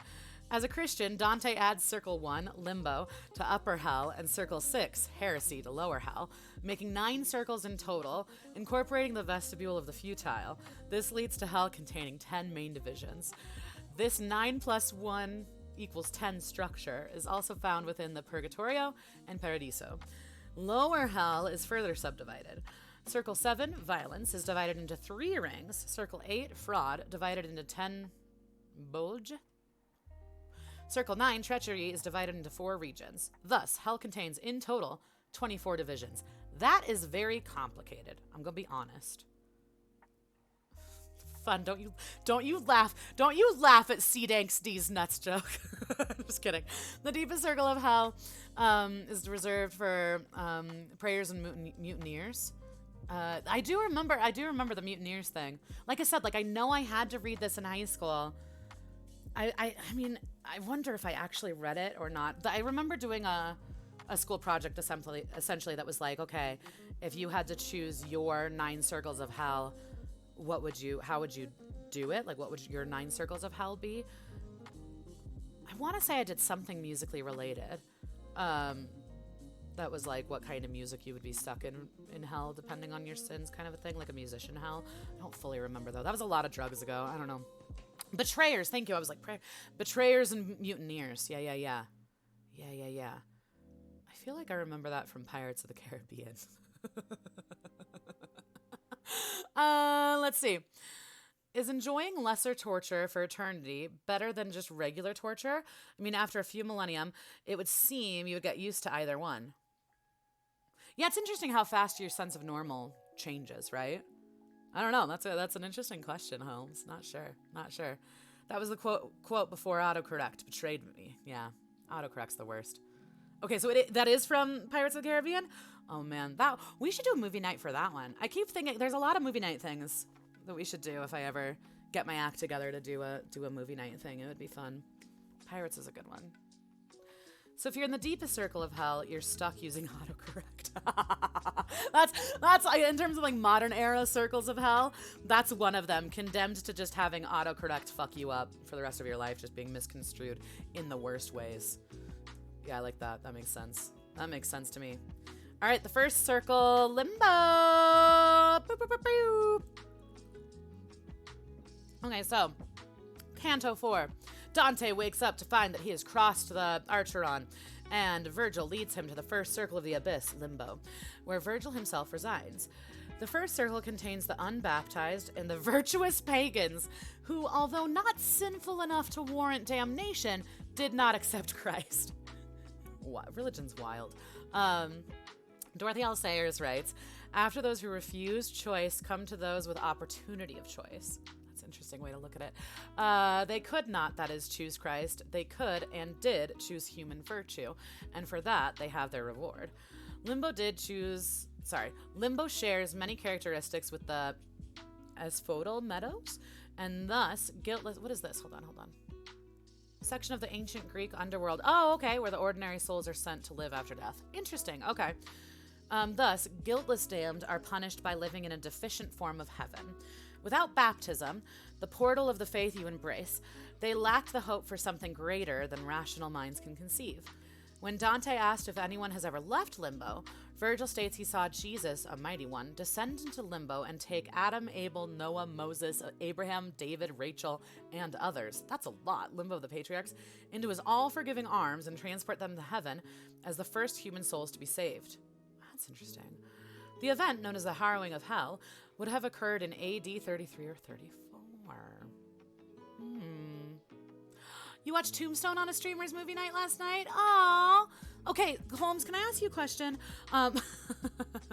So for movie nights that you've participated in before, can you tell me how the person running it runs it in terms of like voice chat and text chat? Like how have you seen it done and done well? Because I'm really in my head about how to like do it. And we've talked about it a little bit here, because I want to do it. And also, funnily enough, Sunny, do you know Sunrap's Sunnyside? You might know Sunny from back in the hardcore days, but Sunny really wanted to do a Discord movie night of Tombstone, and I ended up just watching it by myself because I had never seen it. Such a good movie. Kuzo Grog, hi! Kuzo Grog, I was playing Skyrim yesterday. And I thought of you because now all I do is just pick flowers and eat them all the time. I ate some moth wings. I ate some vampire dust. My character just eats things. Also, spoiler, I'm a dragonborn. Who knew? I didn't. It's very good to see you. I hope you're doing well. Consume flower. Welcome to Wikipedia with me. This is D week, so if you have anything starting with the letter D that you would like us to investigate, let me know. One of the few I've been to, may not be an expert on how they operate. They were active in chat, just didn't talk on stream much. Okay, cool. I like that. So maybe having like a text channel and then just like streaming it through Discord. Not a bad idea. Trying to figure it out. One of these days I'll do it. One of these days. No, it's good to know. I need to like go to a streamer's movie night to like observe. I'm such a creep. I don't know why my social anxiety with movie night is like for some, I'm like really in my head about it, and it probably doesn't matter, right? Running downstairs to the old laundry shuffle. Okay, do it. Fun fact, in my family we have this term for the laundry shuffle. I like laundry shuffle. We call it itchy switching. So if you need to itchy switch your laundry, what that means is you need to put the stuff from the washer into the dryer. It's like, go itchy switch your laundry. And I didn't know that wasn't a common term. I didn't know that wasn't a term that like other people use, that it's just a family term. So I would like say it to friends. Like I remember in college when I like lived with roommates for the first time, I was like, oh, I gotta go itchy switch my laundry. And they're like, the fuck are you talking about? Itchy switch. Anyway, movie nights are the best thing you can find in the just chatting category. Hey, this is in the just chatting category. How dare you, sir? There are actually a lot of Just Chatters I really like. It just depends. It just depends on what you're looking for. But yeah, no, that's a good idea. The movie night thing. Well, I don't think I would do it on stream because I wouldn't want to get, TOS'd or whatever. I would do it through Discord. But yeah, it'd be fun. You forgot. How dare you, sir? How dare you? How dare you? To my face. I'm just kidding. Anyway, Dante's Inferno. Dante encounters the poets Homer, Horace, Ovid, and Lucan, who include him in their number and make him sixth in the high company. They reach that base of a great castle, the dwelling place of the wisest men of antiquity, surrounded by 7 gates and a flowing brook. After passing through the 7 gates, the group comes to an exquisite green meadow, and Dante encounters the inhabitants of the citadel. These include figures associated with the Trojans and their descendants, the Romans, Electra, mother of Troy's founder Dardanus, Hector, Aeneas, sure, Julius Caesar in his role as Roman general, in his armor, falcon-eyed, Camilla, Penthesilea, queen of the Amazons. Who's she? We should look her up on P-Week. Penthesilea. Hold, please. I'm writing it down in my notes. Writing it down in my notebook.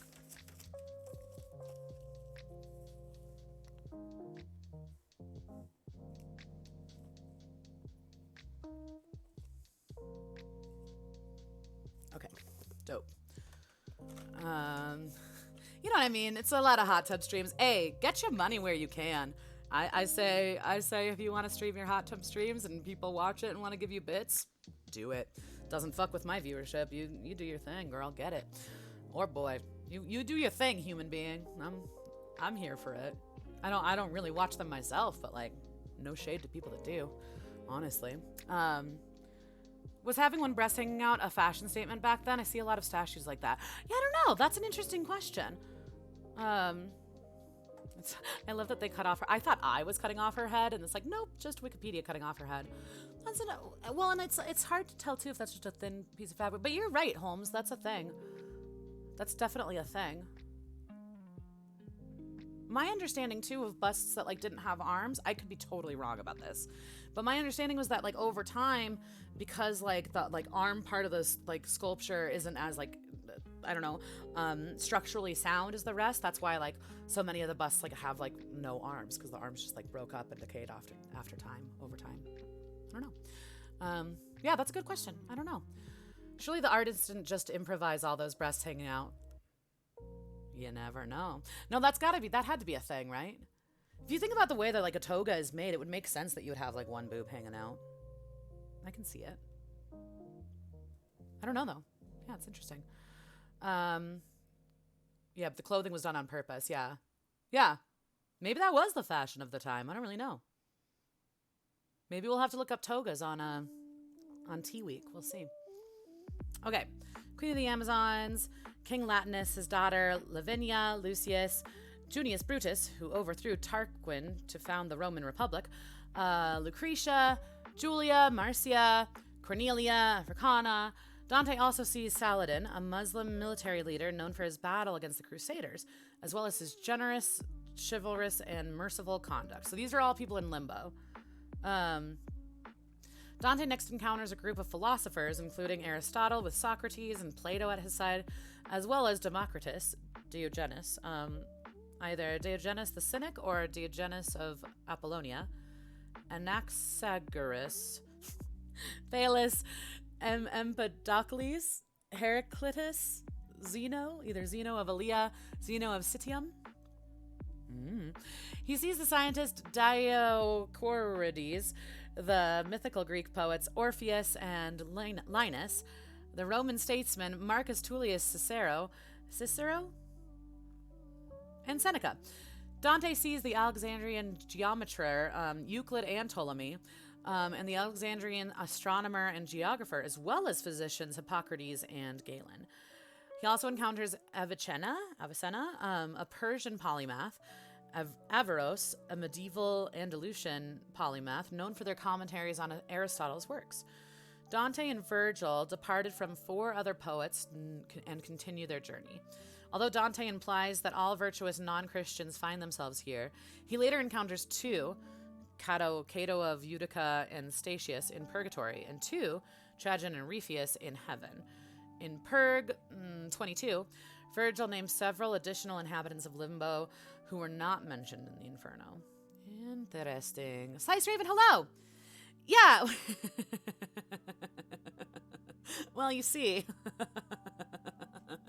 You see, what happened was we saw a picture of a Greek statue. It was a woman with like a toga that was only covering one boob.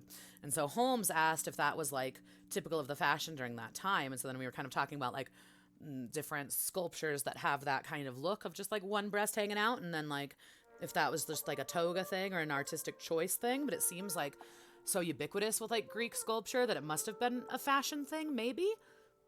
We're learning about things that start with the letter D. Welcome. Currently, we're reading about Dante's Inferno, so that's what's happening here.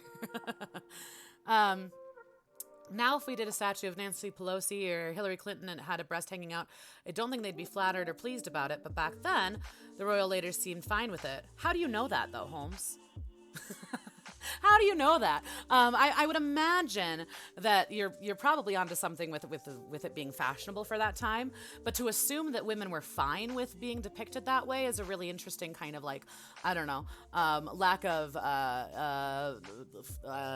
insight as to the way that women have been treated over time. I highly doubt that those women had consent over the way in which they were depicted in sculpture, right? I'm just saying, just putting it out there.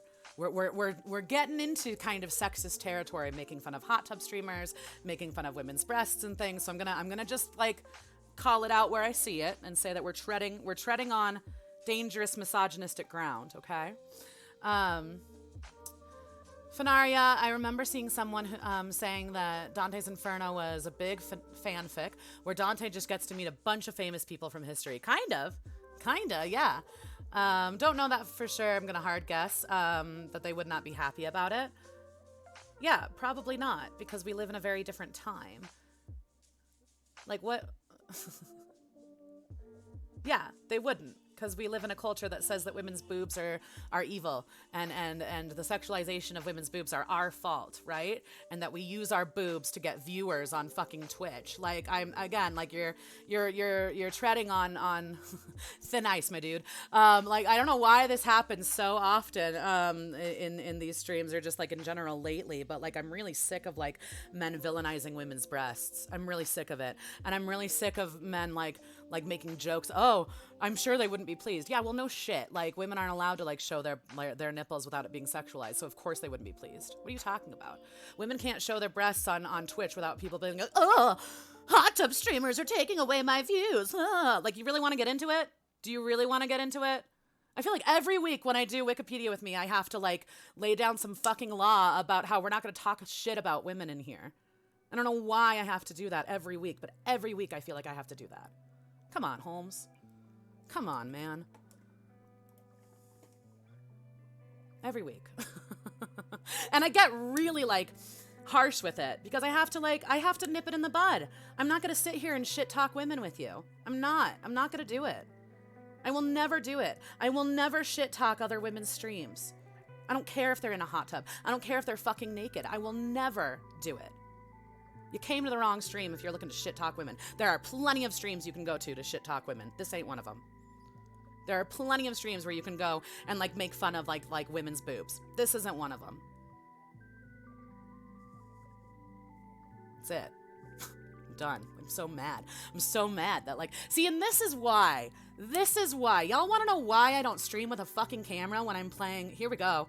Like, you want to know why I don't stream with a fucking camera when I play video games? Why I was adamant from the get that I wasn't going to stream with a camera? Because of this bullshit. You're damned if you do, you're damned if you don't as a woman. We're not talking about like the history of men's sculptures and their penises and how back in the day, the reason that Greek statues that have men's penises as being small is because that was looked at as being being able to control yourself. And that was like what was sexy in that time, right? We're not talking about that and how, oh, I bet that Joe Biden wouldn't like it if we made a sculpture of him with his penis hanging out. No shit, he wouldn't. What is your point? Sorry, dude. Like, I'm fucking mad. Like, I'm mad about it. I'm mad about it. I'm sick of it.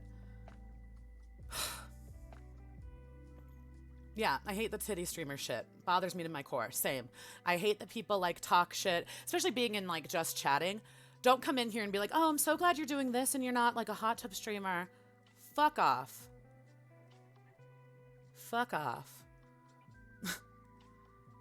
Have had to watch how I move my body so I don't get banned or sexualized. It's BS. Yeah. Not talking shit about women. I adore women. Just wondering if Roman women walked around with one breast out. That was your first question. And that was a fine, fair question. And I entertained it by saying maybe, right? I entertained it. I did, Holmes. We started to spiral into this place that I decided to try to put the kibosh on, right? Like I'm not here for it. I'm not doing it. And remember, this is in the context of you starting to talk shit about hot tub streamers, and I tried to stop it there. I'm really nice until I'm not.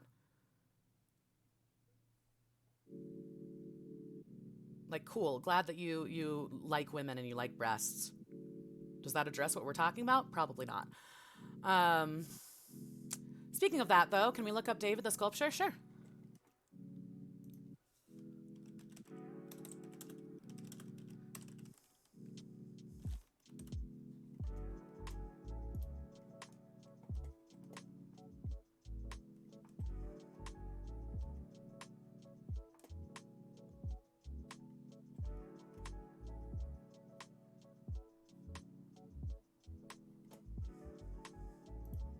No, you're fine. Holmes,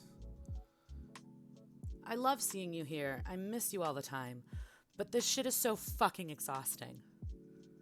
You know why I'm not playing WoW right now? It's because of the litany of misogyny and condescension I have received lately as a fucking woman playing that game. I'm so sick of it. I encounter it all of the fucking time. As do other femme-presenting people. Femme-identifying people. I'm sick of it, dude. And I'm especially sick of it from, supposed men who are my friends and my allies. And I'm especially sick of it when people don't take accountability for their actions and then try to deflect with fucked up jokes. The VODs from these are fucking awesome. Because, every single VOD, it contains me, yelling at some dude on the internet for being shitty. I wish I didn't have to do that. And I'm sure there's a better way to do it than how I'm doing it. But ugh. Ugh.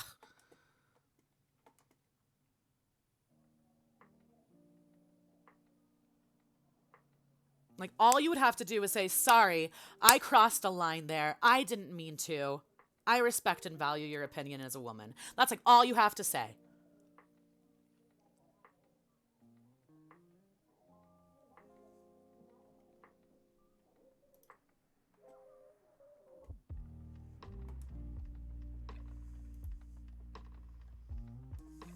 Not doing it.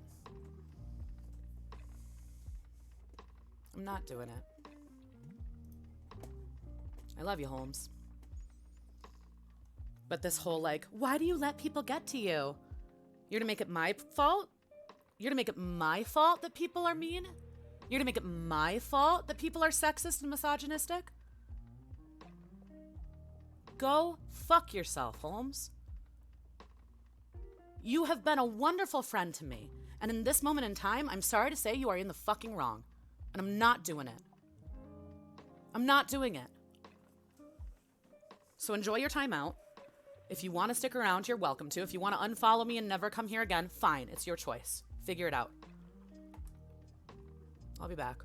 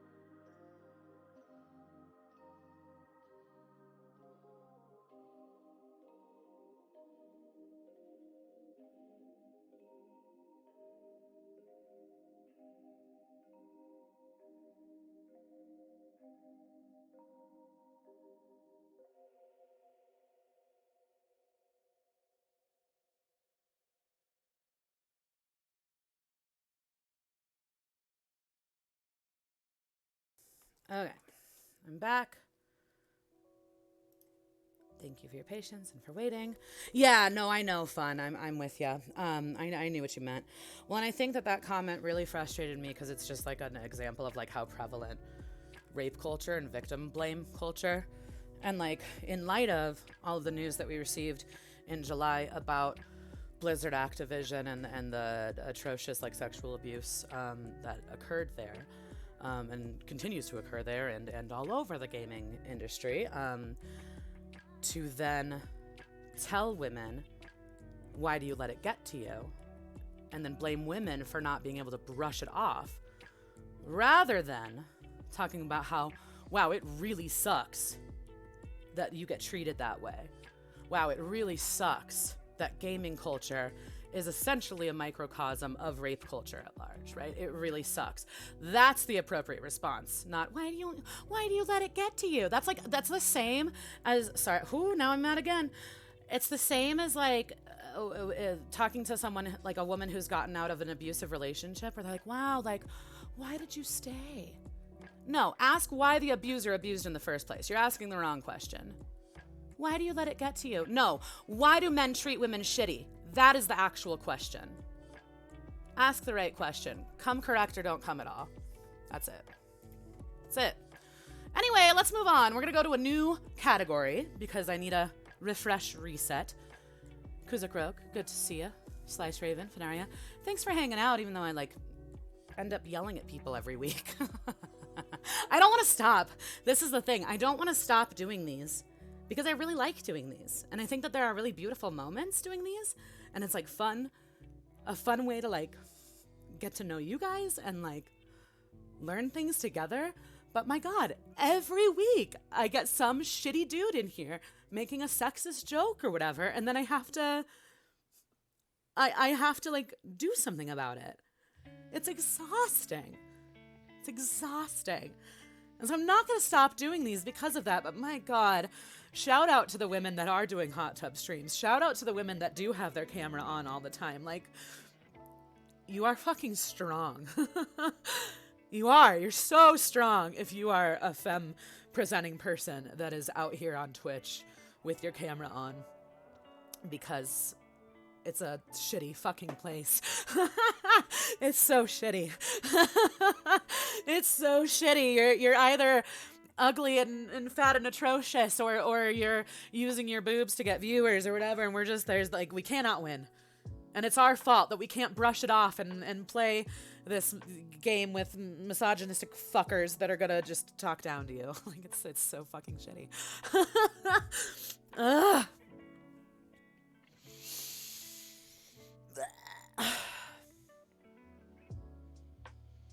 I don't like timing out friends. I don't like yelling at friends. No one is going to come in here and victim blame. No one is going to come in here and talk shit about other streamers, especially other women streamers. You came to the wrong stream. Okay, anyway, woo! Oh, God. The waiting room screen is fantastic. Thank you. I made it using this app called Canva. There's a free version of it, and I use it to make like all of my like backgrounds and like graphic stuff. Like, it's a really good program. So if you need a good like kind of graphic design program to kind of make logos and like backgrounds and stuff, highly recommend Canva. It's a good one. Ugh, man. Okay. Feels worse when it's a friend. A rando troll is easier to brush off, but a friend. Yeah! This is 2 weeks in a row and it was a friend. Sorry, not 2 weeks in a row. I guess it was B week. B week. And then D week.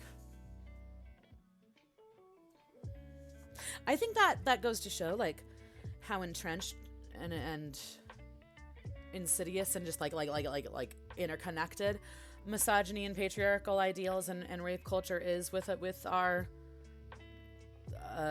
cultural understanding and understanding of ourselves. Like, I think that's where this idea of like ignorance comes from. Truly like ignorance as in to either blatantly ignore information, or to just have no knowledge of it, right? And so I try to distinguish between, okay, is this a moment of ignorance? Or is this a moment of doubling down in your sexism? And sometimes I don't have the energy or wherewithal to like differentiate between the two, and I just need to like make the best decision I can in the moment. But like, yeah, it's hard.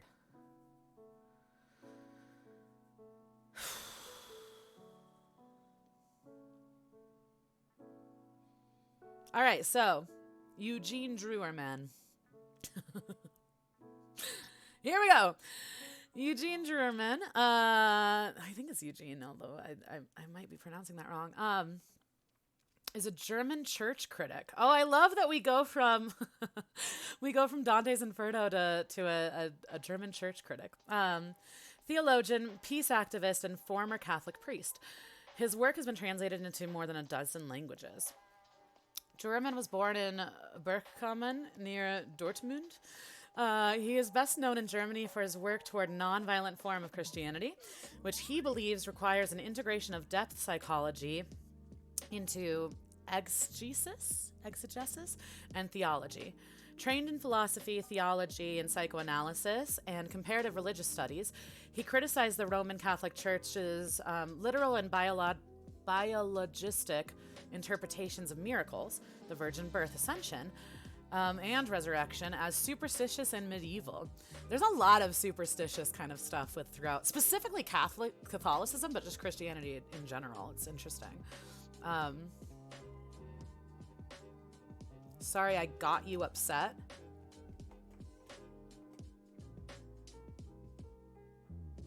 Sorry I got you upset. That's not an apology. That's not an apology. Sorry I got you upset. That's not an apology. That's very similar to a I'm sorry you feel that way. I don't know if I can copy and paste it, Holmes, because I'm pretty sure that all your messages have been deleted at this point. I'm not gonna do that emotional labor for you, bud. I'm not. I'm done. You don't get to blame me for not being able to brush it off and let people get to me. You don't get to. It's not how it works. I'm not doing that emotional labor. You do it. You figure out what you did wrong. And if you can't figure it out, not my responsibility, bruh. It's not. It's not.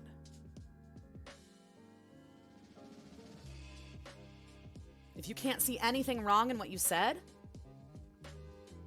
then I do not have the time to explain it to you. Nor do I owe that to you. Sorry you got me upset. No, sorry I said shitty misogynistic things and double down on it.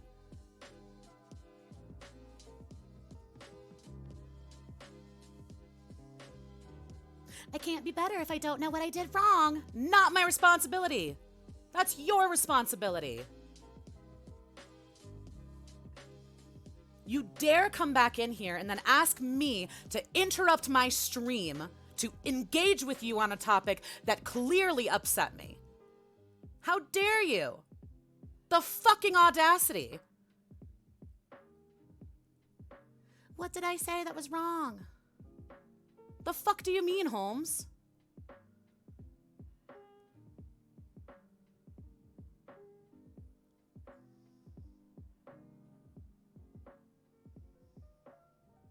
And now you are going to make me do the fucking emotional labor for you.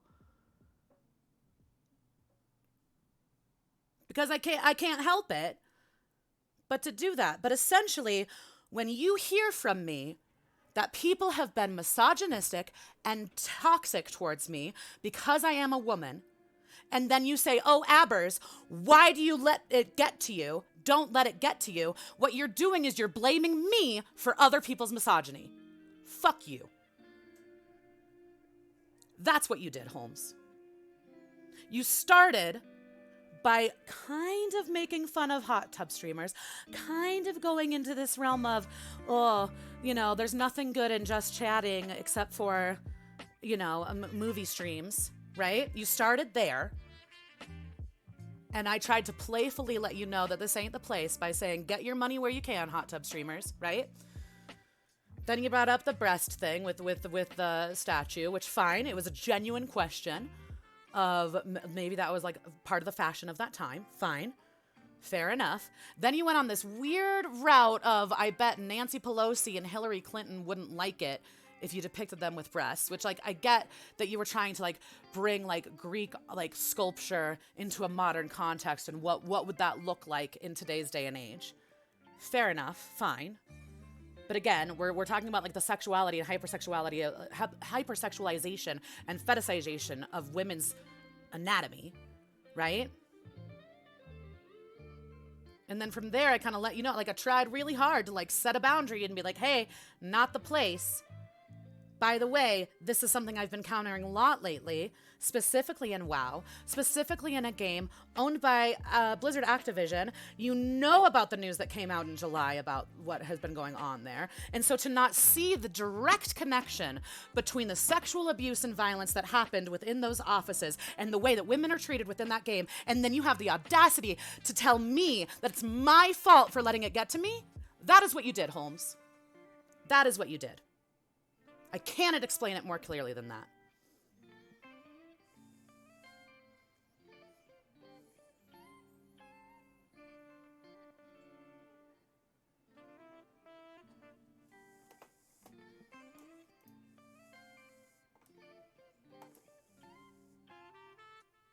Like, I don't know why you're like continuing to waste my time.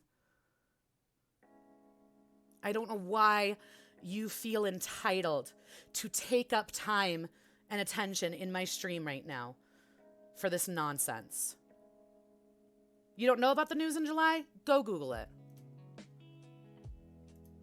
I wish I could time you out for longer. I don't know how to. I don't want to ban you. But my God, go do some research. Here's what you can Google, okay? Google what happened in Blizzard Activision. Okay? If you really want to do better, Holmes, if you really want to educate yourself, I want you to Google rape culture.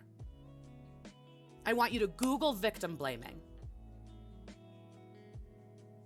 I want you to Google misogyny. I want you to Google intersectional feminism. That is what I want you to do. If you want to do better, go do those things. And until or unless you do those things, don't come back here. I mean it. Go do some fucking research and educate yourself. Do not ask me to educate you anymore because I'm done. That is what you can do. I will list it off again if you need. Go Google rape culture. Go Google victim blaming. Go Google intersectional feminism. And yeah, go read about what happened with Blizzard Activision. The fact that you haven't heard about it tells me so much about your male privilege that I can't even start. Then come back if you feel so inclined. Or don't. I really don't care at this point.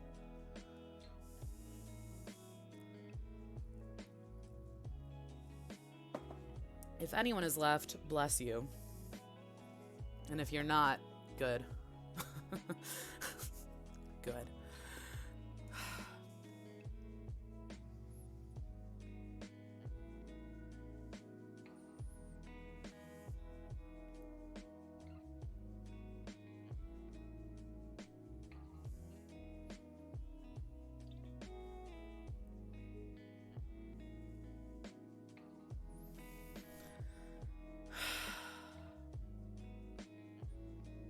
Am I wrong, Fun? Like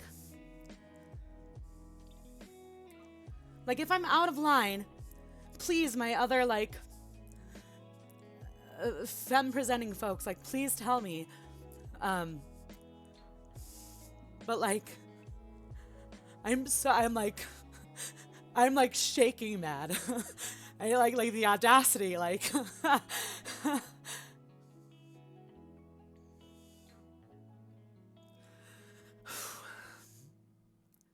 should never be the responsibility of oppressed people to educate men or white people. And I confirm that male and white privilege is blinding. Totally. Yeah. It is. It is.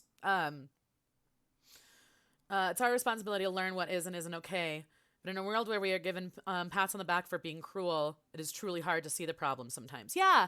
When we talk about these systemic issues, misogyny being kind of the case in point one here, but they're all interconnected when we talk about oppression and marginalized populations, right? They all come from they're all rooted in sexist, racist ideology at the end of the day. It's yeah, it is hard to see. It is. They are blinding. You're absolutely right. And and those are systems from which the privileged parties, so white, cis, male, able-bodied, all of these different things, neurotypical, right?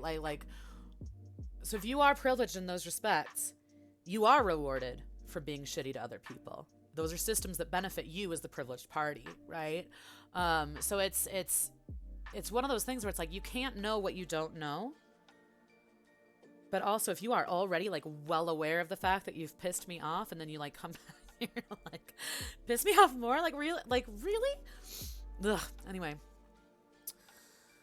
I wish everyone had an infinite reservoir of patience and education to educate, but we're all human and we're all flawed.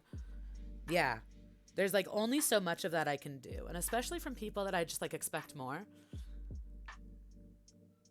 The Fun said it earlier, you're right. If it was some rando, I wouldn't have even talked to them. I just would have banned them straight up. Would have banned them. I wouldn't have timed them out for one thing. They would just be gone. So it's purely because I know him and had a friendship with him that like I didn't. I haven't yet. He's like one of my first mods. Please understand, Holmes was one of the first people to like support this channel and support me. So it feels like this like massive betrayal, even though it's not. Because this is just how men are, because you are rewarded for this shit, right? And so maybe it is pure ignorance, but like, man, that sucks. That sucks.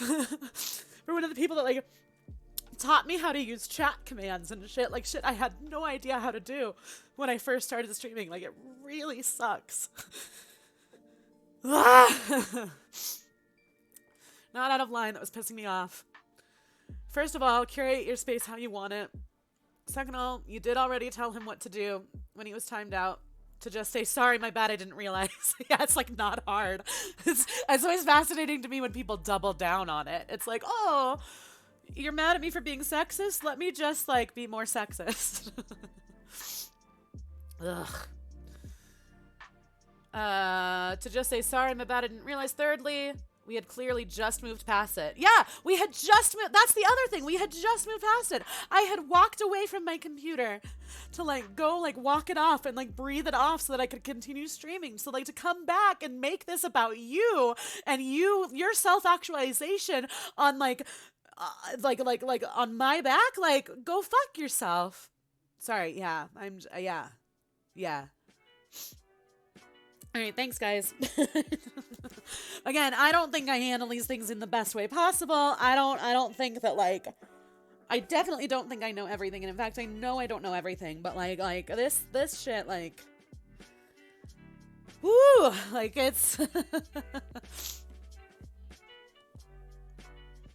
I don't know, man. Like, I don't know. I don't know what to do. Just in general, because it's like, let's just talk about it. Like, let's just talk about everything. I like started streaming because of hardcore World of Warcraft, right? Which is something, it's my mascara like all over the place, probably. Started streaming purely because of hardcore World of Warcraft. Purely because I needed to save footage. I had no intention of this becoming a thing, and it has become a thing. And I've been streaming for over a year now. And in so many ways, I love it. And in so many ways, I also ask myself, why am I doing this? Like, what is my motivation? And, like, it's hard because there's this, like, part of me that is a performer, right? And so it does, like, it scratches that performer itch.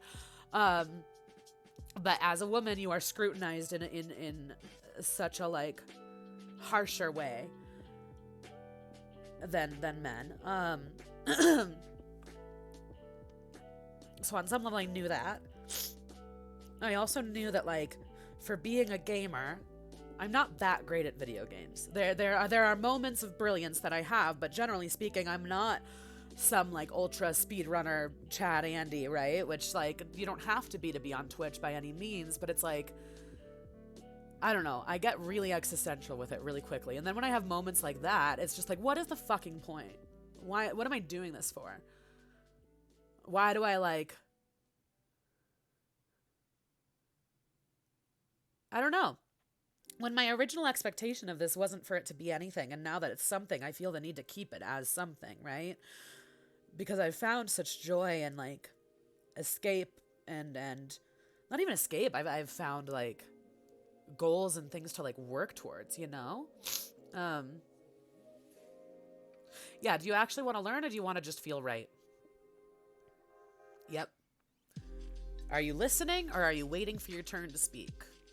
You know?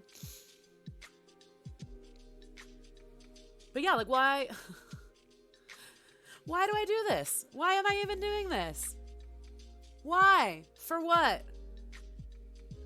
I have no delusions of becoming a professional streamer, whatever the fuck that is. I'm hardly a content creator, and then I don't, like, edit my shit. I'm not, like, actively trying to, like, win the algorithm wars, right? Like, so... if it's not fun for me and it's putting me through so much distress, why do I do it? Like, do the, like, good moments actually outweigh the, like, shitty moments? I don't know. Especially with me not really doing hardcore anymore, which is not to say I won't go back to it at some point, because I love WoW and I'm sure I will. But like,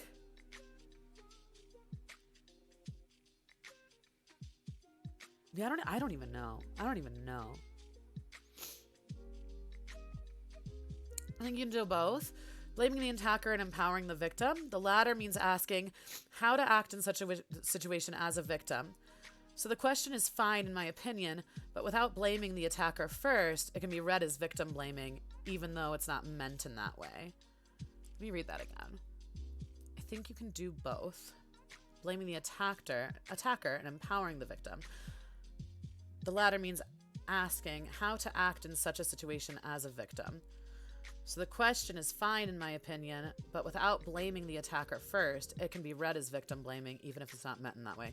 Can you explain maybe a little bit differently, Saint Just Germany? I don't know if I'm fully understanding what you're saying there. I'm a little bit confused. If you could help me out and just clarify.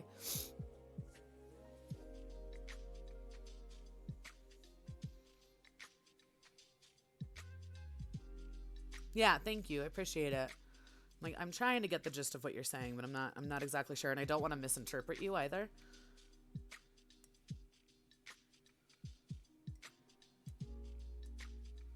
And I'm already a little bit on edge and like defensive, so like I think I'm in a place to read things wrong. And I don't want to.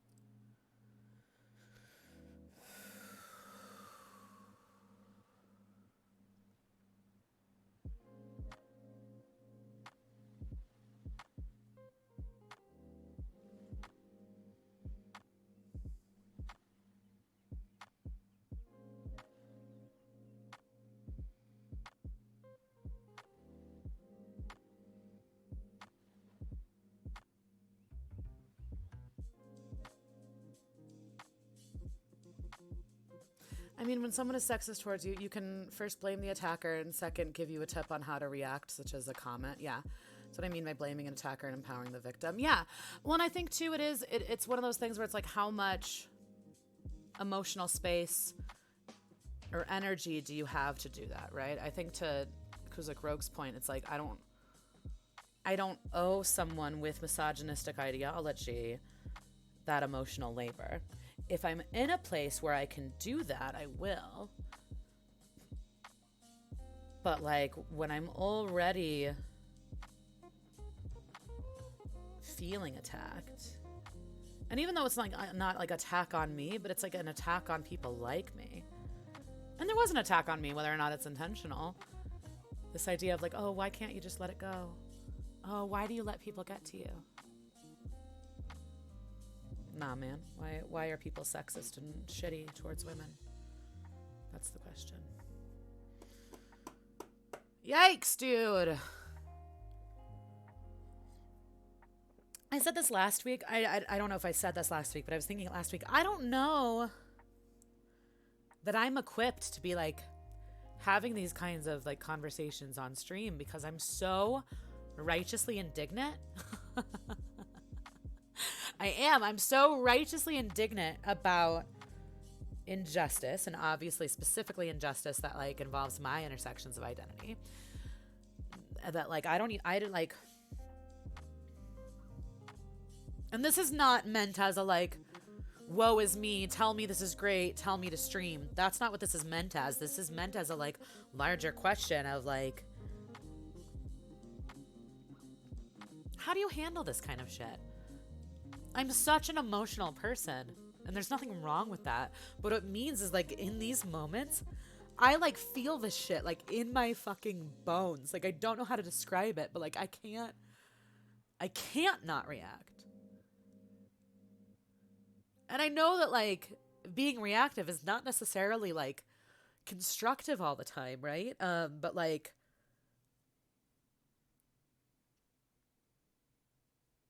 I don't know. I don't know.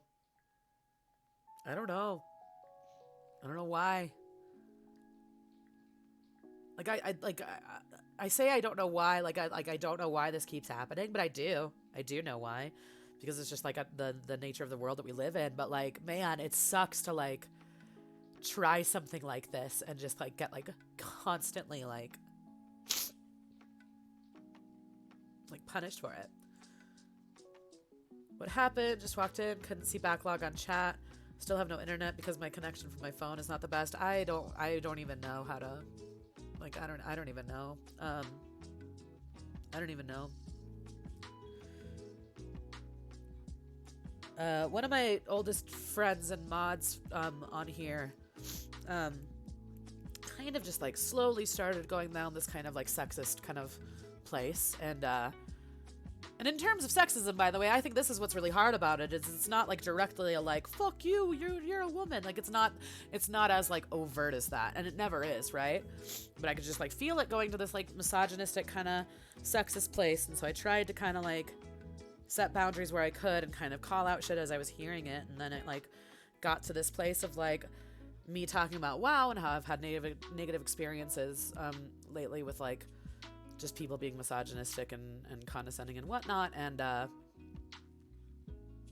he said something along the lines of like, oh well, why do you let it get to you? I don't understand why you let that stuff get to you, which is it's just victim blaming rape culture bullshit that I just don't have time or energy for.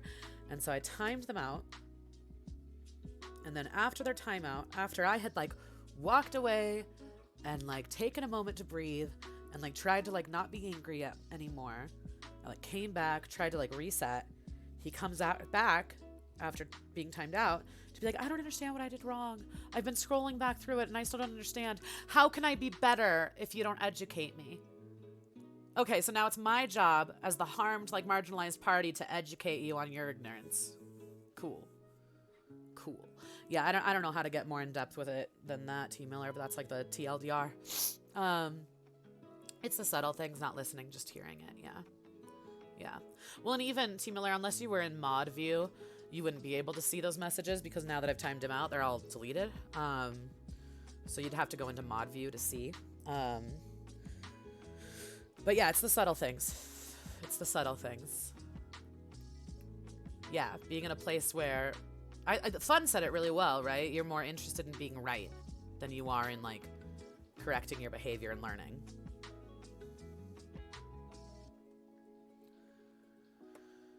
And I'm just so now, T Miller, what we're talking about is just my like frustration overall since having started this like Wikipedia thing, is that like I feel like every week I have to like lay down the law about something, whether it's like sexism or racism or just it's just like every week I have to like do something. And so I feel like these streams are just me like yelling into the void about how people are hurting my feelings, basically. And I know it's bigger than that, but like it just feels like a big ol' waste of time. A big ol' waste of time.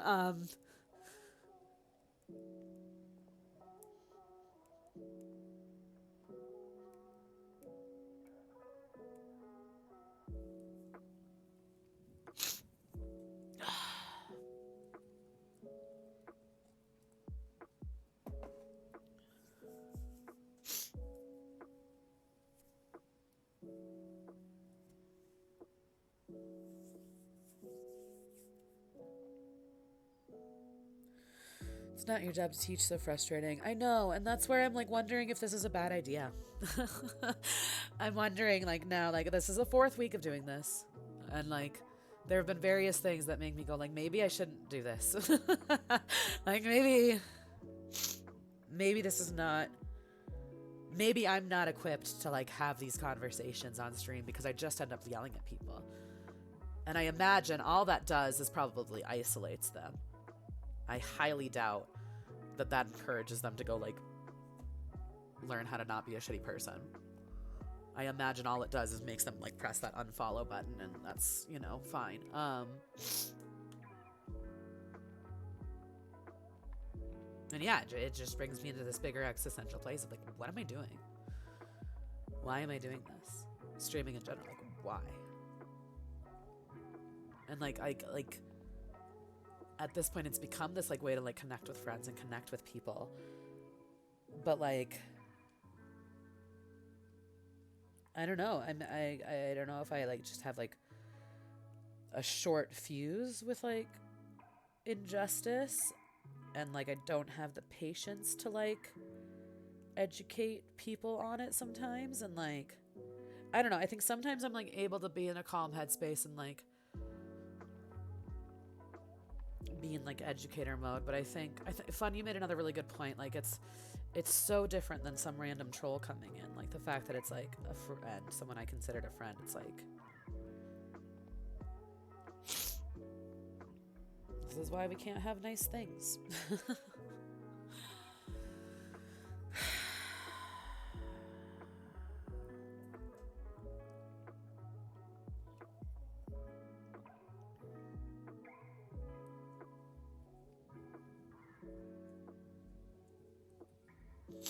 Thanks, Linkit. Like, on some level, I really love it. Otherwise, I wouldn't do it, right? And, like, I really like trying different things on stream. God, sorry.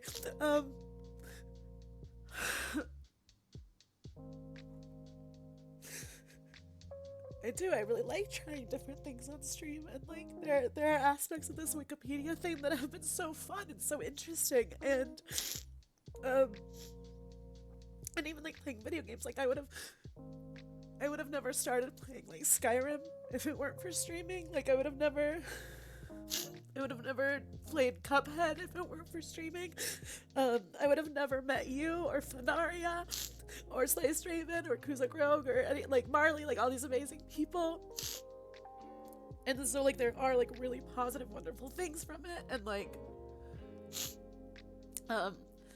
being a kind of like performer and previously in my life, like having done the like professional musician thing and not really having like an outlet for that, like streaming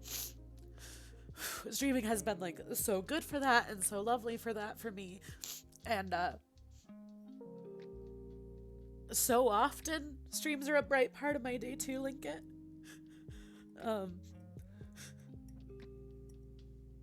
Sorry, I'm a fucking mess, you guys.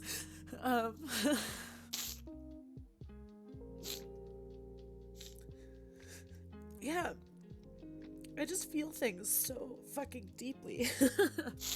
You know that girl in Mean Girls? She's like, I just have a lot of feelings. Like, that's me.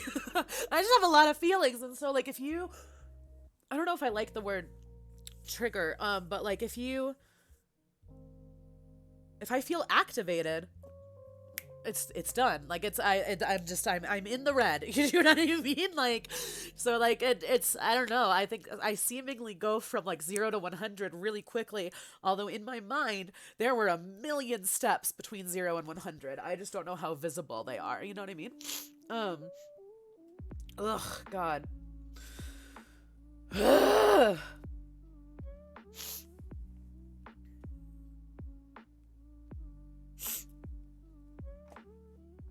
Let me scroll up and catch up on things. Thank you, Linkit. You're very sweet. Linkit says, your streams are a bright part of my day. I look forward to them, as I'm sure a lot of people do in here. It's not a bright part of your day, though. I get it with these recent stream interactions. Like, here's what sucks is that my coworker was telling me that I had a really rough day at work last Thursday. Like, and it's like the only rough day at work I've really had, honestly, at this new job. I say new, but I've been working there since like August. And so overall, this job has been like tremendous for my mental health and well-being, and it just like it's the first job I've ever had in my adult life where I really feel like I've like landed where I should be, and it feels really good. That said, I had a really rough day at work. I got into this like it's a similar thing. I had these two students that like constantly show up late. And when they do show up late, they're kind of disruptive to everyone else. And so Thursday, it was just one of those days where I was like very annoyed by it.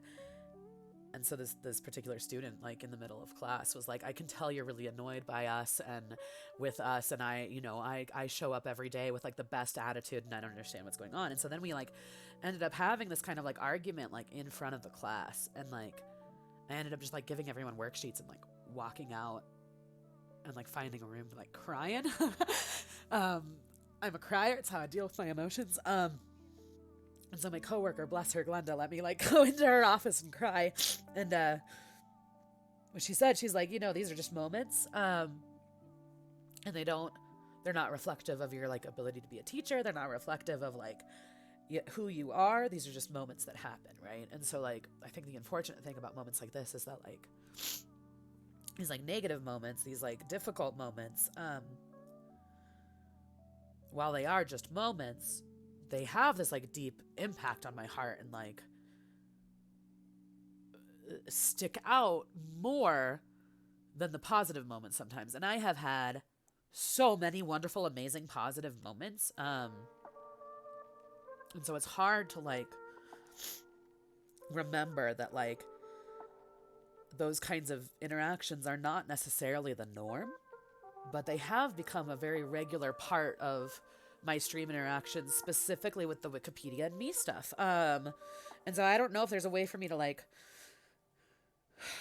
create better boundaries or like set some like ground rules or something at the get, or if I need to stop blaming myself for these interactions, because on some level I like am taking responsibility for them because this is my space. And so I like, to Fun's point, like curating this space is something that I've been really adamant about from the get. Like I'm very like adamant about curating my priority has always been curating this space to be what I and people like me consider to be a safe space, and so I'm much more interested in that than like growth in numbers, which is not to say that stuff doesn't get into my head, because it does, because I'm human, but overall that's been my priority. And so moments like this, it makes me question my ability to do that. Does that make sense? Fully support you in whatever you choose to do. I'd say never feel bad about calling it out, even if that one person leaves in a huff. Thanks, Fun. I appreciate that. Anyone else in chat who maybe didn't know will now know. That's true. If you don't know now, you know. I believe now at this point I've made it abundantly clear where I stand, as if I hadn't made it clear before. Thanks, Fun. Net benefit in general. That's helpful to think about. But again, I already fully support you in whatever you're doing, need to do for your well-being. Thanks, Fun. It means a lot. Thanks. It really does. Last few days I was thinking about you and was like, man, I haven't been able to catch an average stream lately. And then I saw you were online now and just hopped in super excited. Maybe more joy than you know. Thanks. Thanks, Zenith. It's good to see you. How are you? Thank you for being here. Yeah, I feel like I haven't seen you in a minute either. It's good to see you.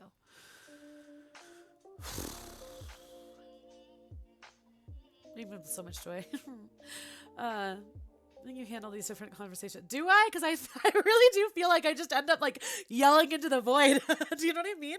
I do. I just feel like yeah, thank you. Shouldn't feel bad for protecting your people who feel safe here.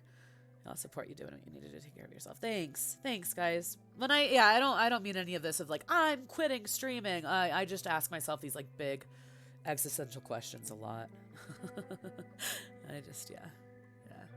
Boundaries are so hard because it's hard to hold people accountable when they don't respect them. Whoo! Truth. Damn, T. Miller. There's some truth in those words. Yeah, no, you're right. You're right.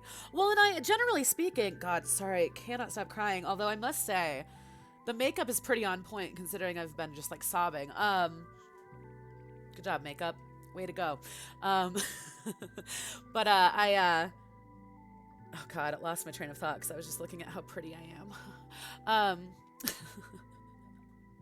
No, the boundaries thing, it's so true. And like, yeah, in terms of this idea of like, so I am not the kind of person that like, I never want to shy away from difficult subject matter, right? And I don't. I think it's really important to have a space where we can have like the difficult conversations, and I want to be able to do that, and I want those to be like safe places that we can explore those things, and so it's different, I think, when someone realizes that they've crossed a line with me, whether it's on stream or in life. If that person is in an emotional place to be like, hey, I see that I've crossed a line with you. I'm really sorry about that. I'm not exactly sure where things went awry. Can we talk about it? That's a whole different conversation than someone just like doubling down on their shit. Like, oh yeah, it's holding. Thanks, fun. And yeah, and so like I mean, so yeah, these moments do cause me like emotional distress, right? And like playing hardcore WoW has like caused me emotional distress lately, and also playing hardcore WoW has brought me like anything and everything that I've gotten out of this stream, which is so fucking much. And hardcore WoW like made me feel like a gamer, right?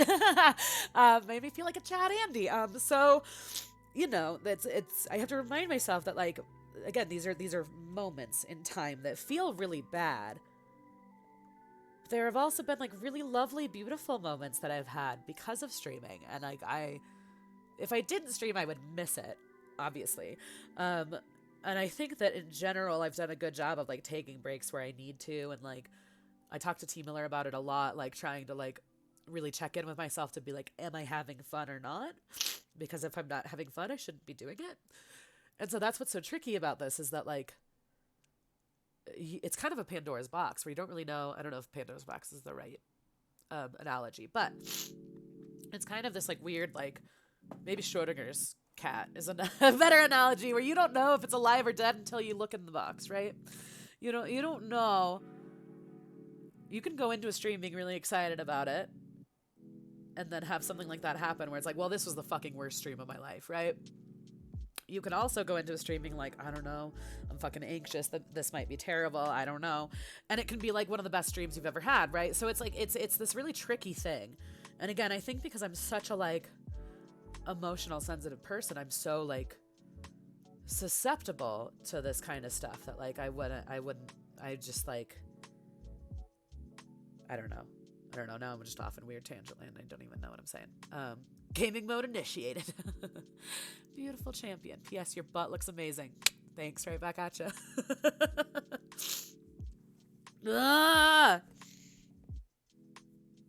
Y'all are lovely. Thank you for being here. Thank you for having this conversation with me. I appreciate it. I think it's important to talk about this stuff too, because I know I'm not the only one that experiences it, right? Like, I know I'm not. But I do think that like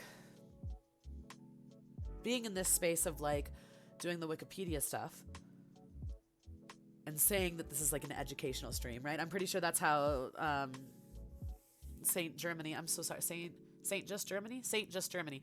And that's how you found me, was the education tab, right? And so there is a part of me that's like, well, where is my responsibility in all of this, right? And what's fascinating about that is that I highly doubt the overwhelming majority of the male streamers that I know think this deeply about what they're doing while they're streaming. And that speaks so much more about like my own like mental neuroses and stuff. But like for real, like I think I'm constantly kind of like trying to figure out like where's my responsibility in these various things, and like how do I enact that in a way that like upholds my self-respect and dignity, and also like honors the respect like and respects other people, and honors our humanity and our ability to be flawed, right? Like I don't want people to be afraid of like being curious, but I do want people to be afraid of being sexist and racist and misogynistic in here. Should be afraid of being misogynistic and racist in here, because I will obviously yell at you about it and then cry later. That's my way. Saint is fine. Thanks. Saint. Okay, perfect. Will do. Saint, man, what a day for you to follow. Welcome. Welcome to your first stream with me. Are you having fun? Are we winning, son? Okay, y'all are beautiful. Your butts look great. I am once again, I'm going to walk away, take a minute, breathe a little bit, get more coffee, because Lord knows I need more caffeine and anxiety in my life. And then I will come back and we will read about Eugene Druerman. I'm just going to start this article over because I don't even know what I just read. We're going to read about deductive reasoning. We're going to read about dowsing. We're going to read about dragons. And then we're going to read about Michelangelo's David. T. Miller. Saint. Fun. Kuzak Rogue. Zenith. Sliced Raven. Linkit. Anyone else who's hanging out and lurking. I appreciate you. Thank you. If you are someone that I've yelled at in the recent past and you are choosing to educate yourself, I really appreciate that too. I hope you know that and can hear that if you are out there. Okay, I love you. I will see you soon. All right, lurking for days. Thank you for the lurks. All right, I'll be back. Promise. Or will I? No, I will.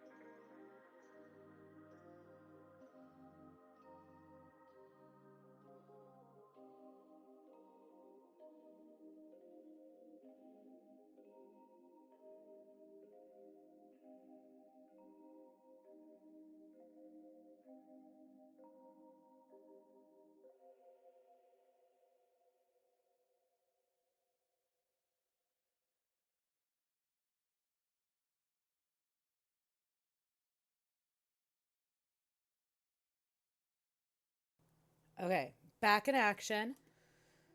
I can't tell if the music stopped or if it's just quiet. Oh, it's just quiet. Let's go.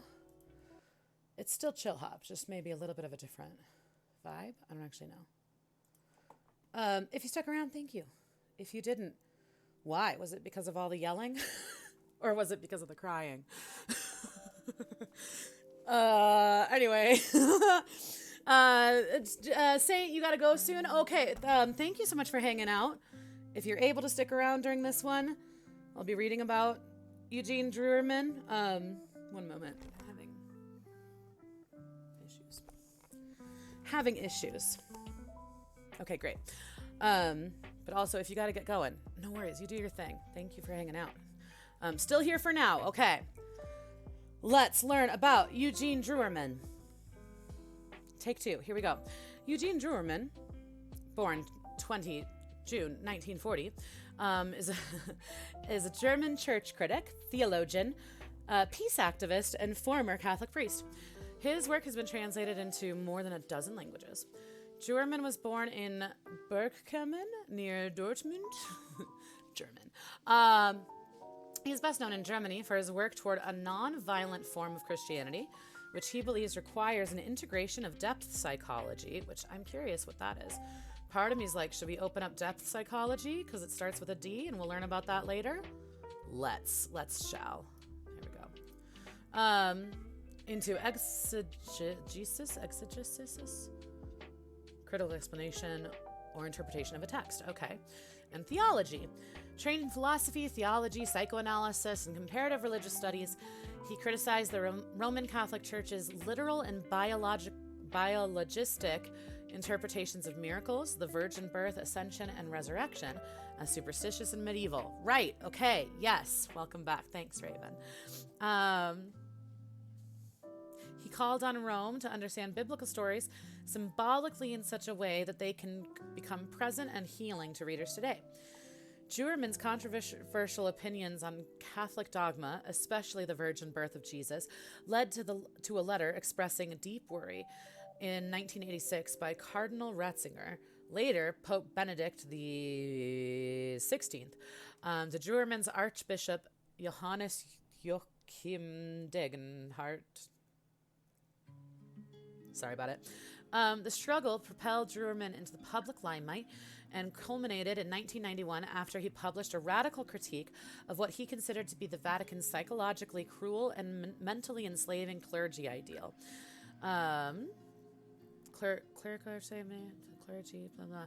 Archbishop Degenhardt of Paderborn and the Catholic Bishops' Conference of Germany engaged in a long, drawn-out, and heated debate with Druerman, which was closely followed by media and public.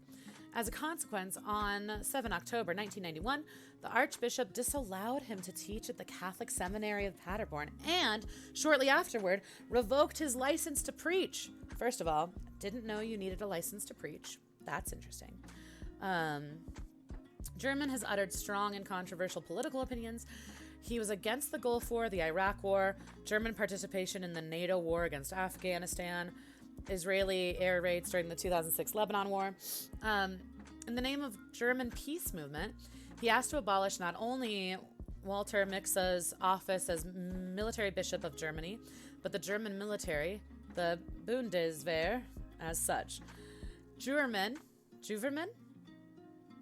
has signed public calls to support the Linkspartei. What is that? Oh, gosh. Left Party. Democratic Socialist Party. Okay, cool. And delivers speeches on conferences and protest demonstrations of the left.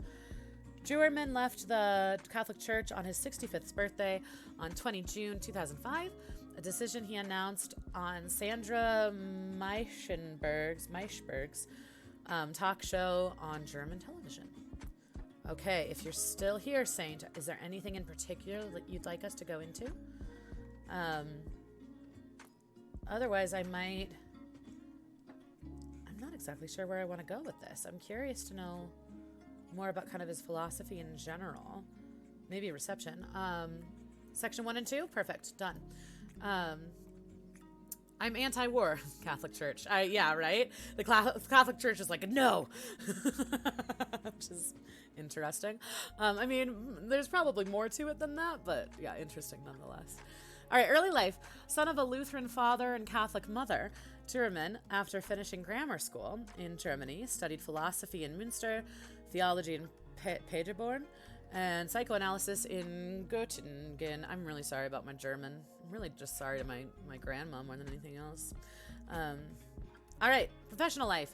Ordained as a Catholic priest in 1966, he worked as a diocesan priest, student chaplain, and eventually began work in 1974 as assistant priest in the parish of St. George in Paderborn. At the same time, he worked as a psychotherapist and from 1979 also held lectures in comparative religious studies and dogmatics at the Catholic Theological Faculty in Paderborn. He continues to hold lectures in Studium Generale at Paderborn and talks at other universities. Influenced by Sigmund Freud, Carl Jung, and more recent psychoanalysts, Juerman radically reinterprets biblical texts according to psychoanalytic, poetic, and existential criteria. His method of interpretation has been clearly outlined in the 1984 to 1985 two-volume work Tiefenpsychologie und Exegie. I'm sorry again. I'm really sorry. His interpretations are as immediate as poetry and aim to rediscover particularly the therapeutic message of Jesus and the Hebrew prophets, both for the individual and society at large. A central topic of Juerman is specific way humans experience angst, fear, due to our self-reflective capacity. Interesting.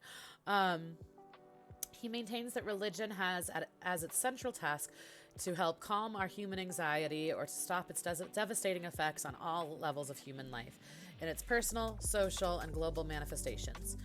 Among his more than 80 books are dozens of titles presenting non-moralistic reinterpretations of nearly all biblical texts, including a monumental 3-volume scholarly treatise on Genesis 2 to 11, and a 2-volume commentary on the Gospel of Mark, a number of titles on urgent social issues such as war, the environment, and burning moral issues such as abortion, the will to live, suicide, and most recently, half a dozen volumes on the question of God in light of findings of the modern anthropology, cosmology, neurology, a depth psychological analysis of more than 20 of the most well-known fairy tales by the Brothers Grimm, and one by Hans Christian Andersen. Interesting. This guy is very interesting in terms of, like, the way in which he's interpreted things and, like, I don't know. The anger that has incited, too, is really interesting to me. Or maybe not even anger, but like, yeah, maybe polarizing, maybe? I don't know. Since 1992, Juerman has been working as a freelance author and speaker. He has frequent appearances in German TV talk shows and is invited to lecture all over Germany, Europe, and the world. While his popularity as a church critic was at its maximum, where Der Spiegel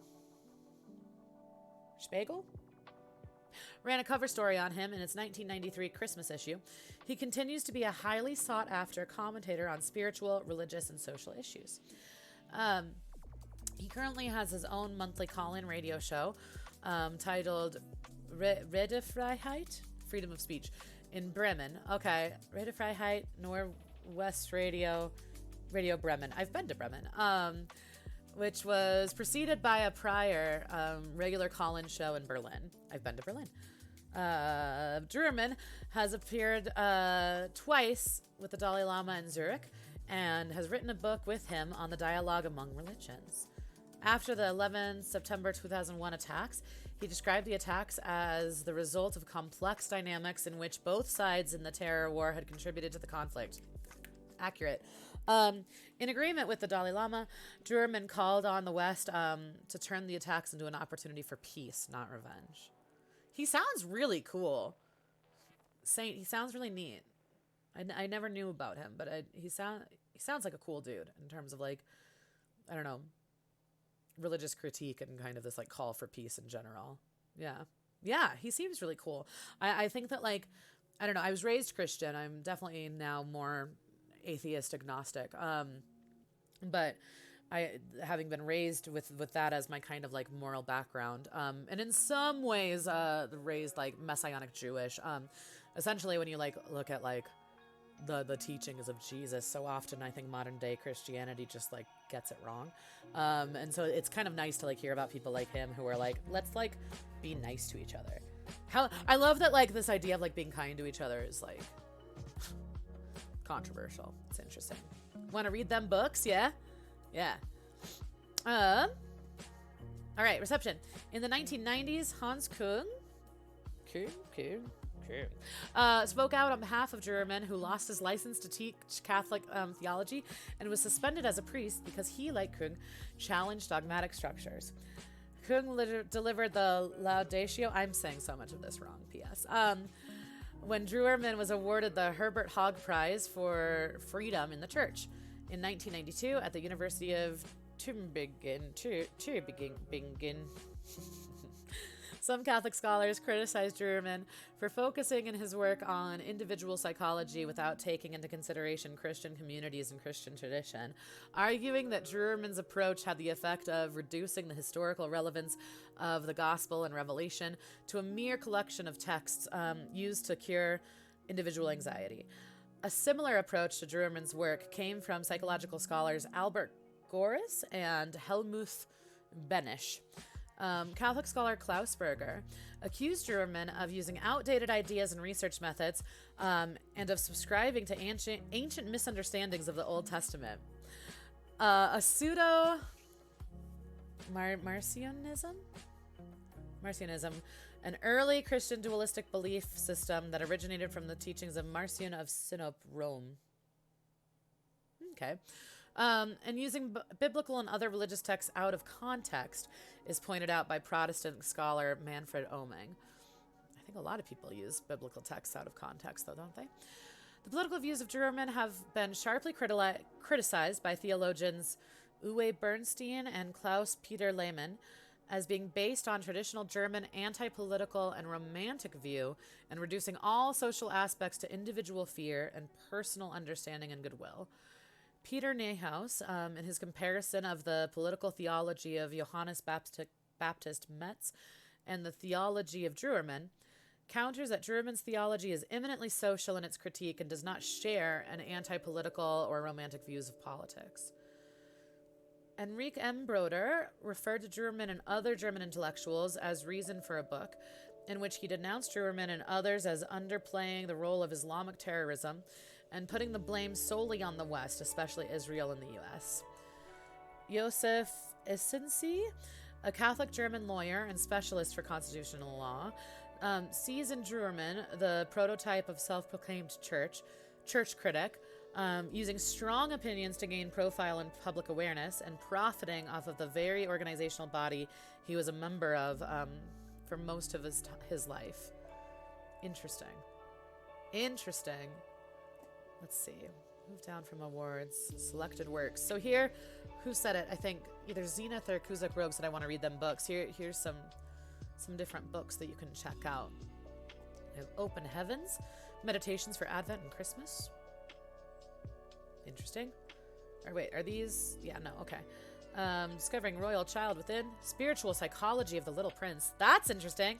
Discovering the God-Child Within, a Spiritual Psychology of the Infancy of Jesus. Dying We Live, Meditations for Lent and Easter. And then a bunch of ones in German. I don't speak German. I will not be trying to read these because I don't want to offend German viewers. But yeah, here we go. All the books. Saint, thank you for bringing this. I appreciate it. I didn't know about him, and I think it's really cool to, I don't know, I think it's cool to learn about people that are like challenging convention, and dogmatic like religious convention. I think needs to be challenged. So that's really cool, and yeah, he seems like a cool dude. All right, now you have to go. You're welcome. Thanks for the stream. Hey, thank you for hanging out. Thank you for the follow. Yeah, if you like this, in theory, I'll be back next week for the letter E, unless I just decide to destroy my Twitch channel, which I probably won't. But yeah, thank you. Thank you for stopping by. I appreciate it. I hope you have a wonderful day. Okay, moving on. That was Eugene Druerman. Let us take a look now at deductive reasoning. I will post my other D's before I go. We won't have time. I'm going to tell you right now, Saint, we're not going to have time. I spent so much time crying about Holmes and misogyny that, like, we're not going to have time, unfortunately. But if you like this, the letter E is next week. Just so you know. I'm not going to get to them. It's not going to happen. It's not going to happen, Saint. It's not. But yeah, you're welcome to leave them. Disco Elysium. I have some friends that just started playing it. Dark City. Demir's Dyad. Okay. Dialectic Descartes. Doctor Strangelove. Okay, so Doctor Strangelove, come back S week, and we can do Doctor Strangelove on S week. But yeah, thank you for being here and bringing your topics and your curiosity. I appreciate it. Shall we learn about deductive reasoning? I think the other week we were debating the difference between deductive reasoning and inductive reasoning and wanted more in-depth kind of understanding of that. So I think that's how we got here. So deductive reasoning, also known as deductive logic, is a process of reasoning from one or more statements, premises, to reach a logical conclusion. Say, Gaustus, hi, how are you? You might be able to help. Help with what? I hope you're doing well. Help with just explaining the difference between deductive reasoning and inductive reasoning. Yeah, well, we'll read through this, and then I'm happy to hear your interpretation of it or your explanation. That'd be great. Process of reasoning, one or more statements to reach a logical conclusion. So I believe that like one is like a kind of top-down approach. One of them is kind of like a bottom-up approach, right? Deductive reasoning goes in the same direction as that of conditionals and links premises with conclusions. If all premises are true, then the terms are clear and the rules of deductive logic are followed, then the conclusion reached is necessarily true. Deductive reasoning, top-down, there we go. So top-down logic is deductive. Down-top, down-up logic is inductive. Contrast with inductive reasoning, here we go.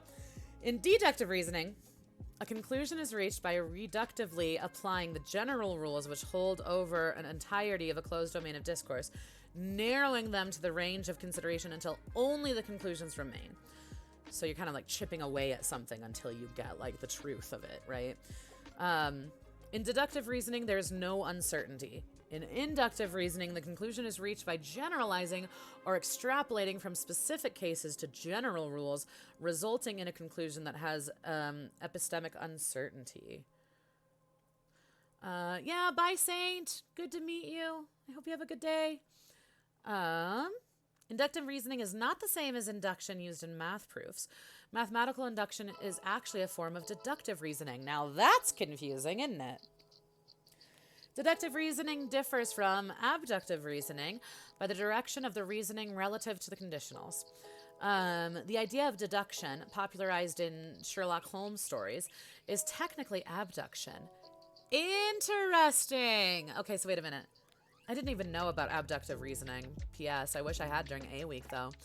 Okay, hold on. Abductive reasoning. A form of logical interference formulated and advanced by American philosopher Charles Sanders Peirce, beginning in the last third of the 19th century. Starts with an observation or set of observances. God bless America. One more time. Here we go. Set of observations, and then seeks the simplest and most likely conclusion. Starts with an observation, set of observations, simplest, most likely conclusion. Okay. That makes sense.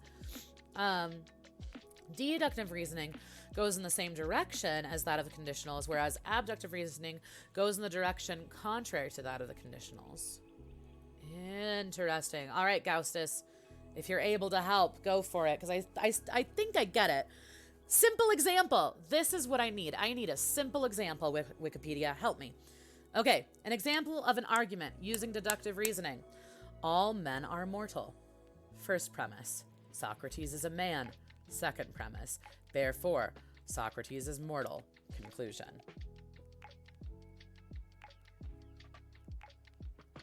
Okay. So then I'm trying to think of so what would be the inductive equivalent of that? Would the inductive be Socrates is mortal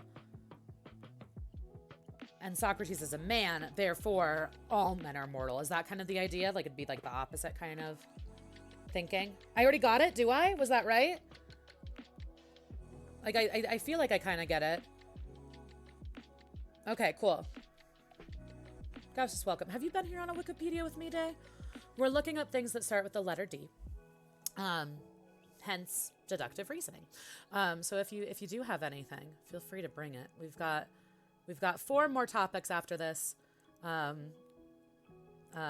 just WoW. Okay. Well, welcome. We're doing something a little different today. How goes your WoW journey? Are you playing hardcore? Are you playing normie core? What are you playing these days? All right. The first premise states that all objects classified as men have the attribute mortal. The second premise states that Socrates is classified as a man, member of the set men. The conclusion then states that Socrates must be mortal because he inherits this attribute from his classification as a man. I like it. Okay. Oh, this little chart might be extremely helpful. Okay, so here we go. I like this. I don't know if y'all can see it because of the way that the crop is set up, unfortunately. Let me go back to how this was set before. Okay, it looks like you guys can kind of see it, right? Okay, so we have an argument, a collection of statements, premises, intended to support or infer a claim. Each statement has a truth value that is either true or false. So deductive. Conclusion necessarily certainly follows the premises. So we determine whether or not it's valid or invalid, sound or unsound. Inductive. Conclusion follows the premises with some probability. So you have like a strong argument or weak argument. What does cogent mean? Strong and all premises are true. This actually made things more confusing. But I did. The example helped. A equals B, B equals C, therefore A equals C. Here's another example. Okay, wait. I like the example. If the animal is a Yorkie, then it's a dog. If the animal is a dog, then it's a mammal. Therefore, if the animal is a Yorkie, then it's a mammal.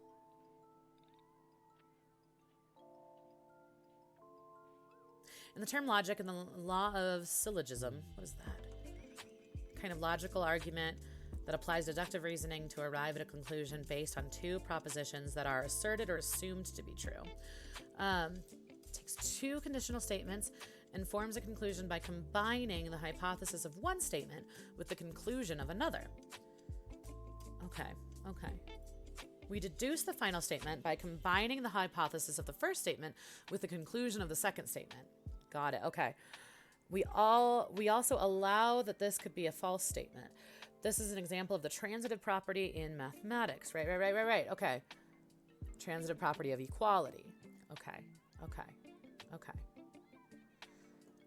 Validity and soundness. I find this interesting too. Like being a teacher, we talk about like test validity a lot, and whether or not a test is valid, which is fascinating. All right. Deductive arguments are evaluated in terms of their validity and soundness. An argument is valid if it is impossible for its premises to be true, while its conclusion is false. Interesting. Okay, so in other words, the conclusion must be true if the premises are true. An argument can be valid even if one or more of its premises are false. An argument is sound if it is valid and the premises are true. It is possible to have a deductive argument that is logically valid but not sound. Fallacious arguments often take that form. The following is an example of an argument that is valid but not sound. Everyone who eats carrots is a quarterback. John eats carrots, therefore John is a quarterback.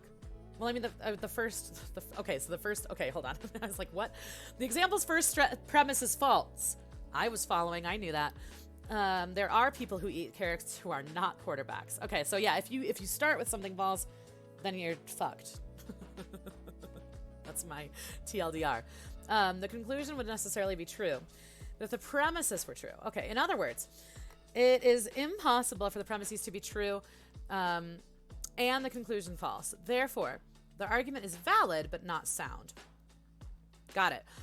False generalizations such as everyone who eats carrots is a quarterback are often used to make unsound arguments. The fact that there are some people who eat carrots but are not quarterbacks proves the flaw of this argument. In this example, the first statement uses categorical reasoning, saying that all carrot eaters are definitely quarterbacks. I like this weird carrot quarterback situation. Oh, is today football day? Today's football day, isn't it? Happy football, everyone. I forgot that, like, the Super Bowl was a thing. I'm pretty sure Super Bowl is today, yeah? I could be wrong. I'm pretty sure it's football day for people who care about such things, in which case, go sports. Needed some philosophy to wake you up? Welcome. Here we are. We were talking about quantum physics. We end up on quantum mechanics often here, which I'm still very confused by. We were talking about, oh my God, what is his name? I already lost it. De Vincenzo's criteria? It's the criteria required for quantum computing, to create a quantum computer, essentially, is what we were learning about earlier. Quantum landman. So yeah, welcome to philosophy time. We cover all sorts of topics here. All right, categorical reasoning. Quarterbacks, right. All carrot eaters are definitely quarterbacks. This theory of deductive reasoning, also known as the term logic, was developed by Aristotle, but was superseded by propositional sentential logic and predicate logic. Deductive reasoning can be contrasted with inductive reasoning, right? That's what brought us here, in regards to validity and soundness. In the cases of inductive reasoning, even though the premises are true and the argument is valid, it's possible for the conclusion to be false. Yeah, okay. Determined to be false with a counterexample or by other means. Okay. So I'm still trying to understand the comparison. I think I do, but I don't. But I do. Method of reasoning in which a body of observations is synthesized to come with a general principle. Inductive reasoning is distinct from deductive. The premises are correct. The conclusion of a deductive argument is certain. Inductive, it's not. Okay. All right. I feel like we've learned some things. I feel good on that one. Gaustus, you got anything to add to the deductive reasoning? Like, if you have, can you please give an example? Please. I was just going to ask for an example. I would love, if possible, an example that, like, an example of deductive and then inductive that are kind of like similar but different, so I can kind of like visualize it. Like, because I kind of get it, and also I still feel like I'm like not fully there. Like, it seems to me that essentially like with deductive, you start with a general principle and then you narrow it down to like the finer details. Whereas with inductive, you kind of look at the finer details and then derive a more general conclusion based upon those details, is kind of my understanding. But yeah, let me see. I would love your example. I feel like I get that so much better than I did with the inductive reasoning, dude. Right? The deductive article is actually much better than the inductive article, I do believe. Okay, Gaustus. I've known a million ants, and they were all very angry. Therefore, all ants are angry. Okay. And so that's deductive. Would inductive be, I noticed that this one ant was angry. Therefore, they're all angry? No? That's inductive? That's Okay. That's inductive. Okay. Okay. The tiniest wee. Okay. Yeah, I've known. So this is like this general. You've seen one example theoretically, and then you make this kind of general statement about it, right? There might be a billion ants. Okay. Got it. Okay, I see. I think I get it. Shall we move on to dowsing? Am I even saying that right? Dowsing? Paranormal! I'm excited about this one. Need to readjust myself for this. Okay. Dowsing. It's going to really bother me that I don't know how to pronounce it, but that's okay. Dowsing is a type of pseudoscientific divination employed in attempts to locate groundwater. Moving beyond your expertise, I'm sorry. Okay, wait, but with just while we're on your expertise, Gaustus. So with the ant example, you gave me a good inductive thing, right? Where it's like, I've seen some ants. I noticed they were angry. Based on my observations, I'm guessing that all ants are angry, right? I've met some men. They were sexist. Pretty sure all men are sexist, right? It's kind of a similar idea. Sorry, I'm going to let it go one day. Let's see, Zenith. My father-in-law... okay, here we go. My father-in-law is a homophobe. My father-in-law is a shithead. Therefore, all homophobes are shitheads? Which one is that? It's accurate is what it is. I think that would be inductive, though. I think that would be inductive, right?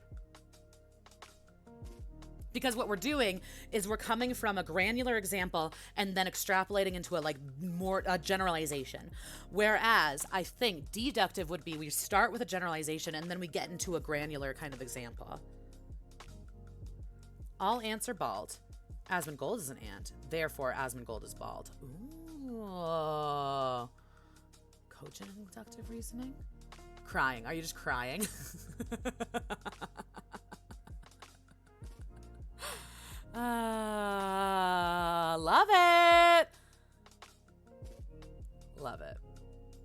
Deductive.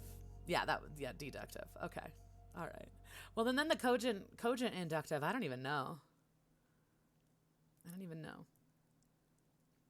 So deductive in that case would be all homophobes are shitheads. My father-in-law is a homophobe. Therefore, my father-in-law is a shithead. Aha! Okay, yeah. Yeah, because we take from the general, and then we like pare it down to a specific example. Yeah. I think that's right, Fun. I'm with you. Yeah. I'm with you. I got you. I'm with you. I got you. I see it. I get it. Spilling water all over myself.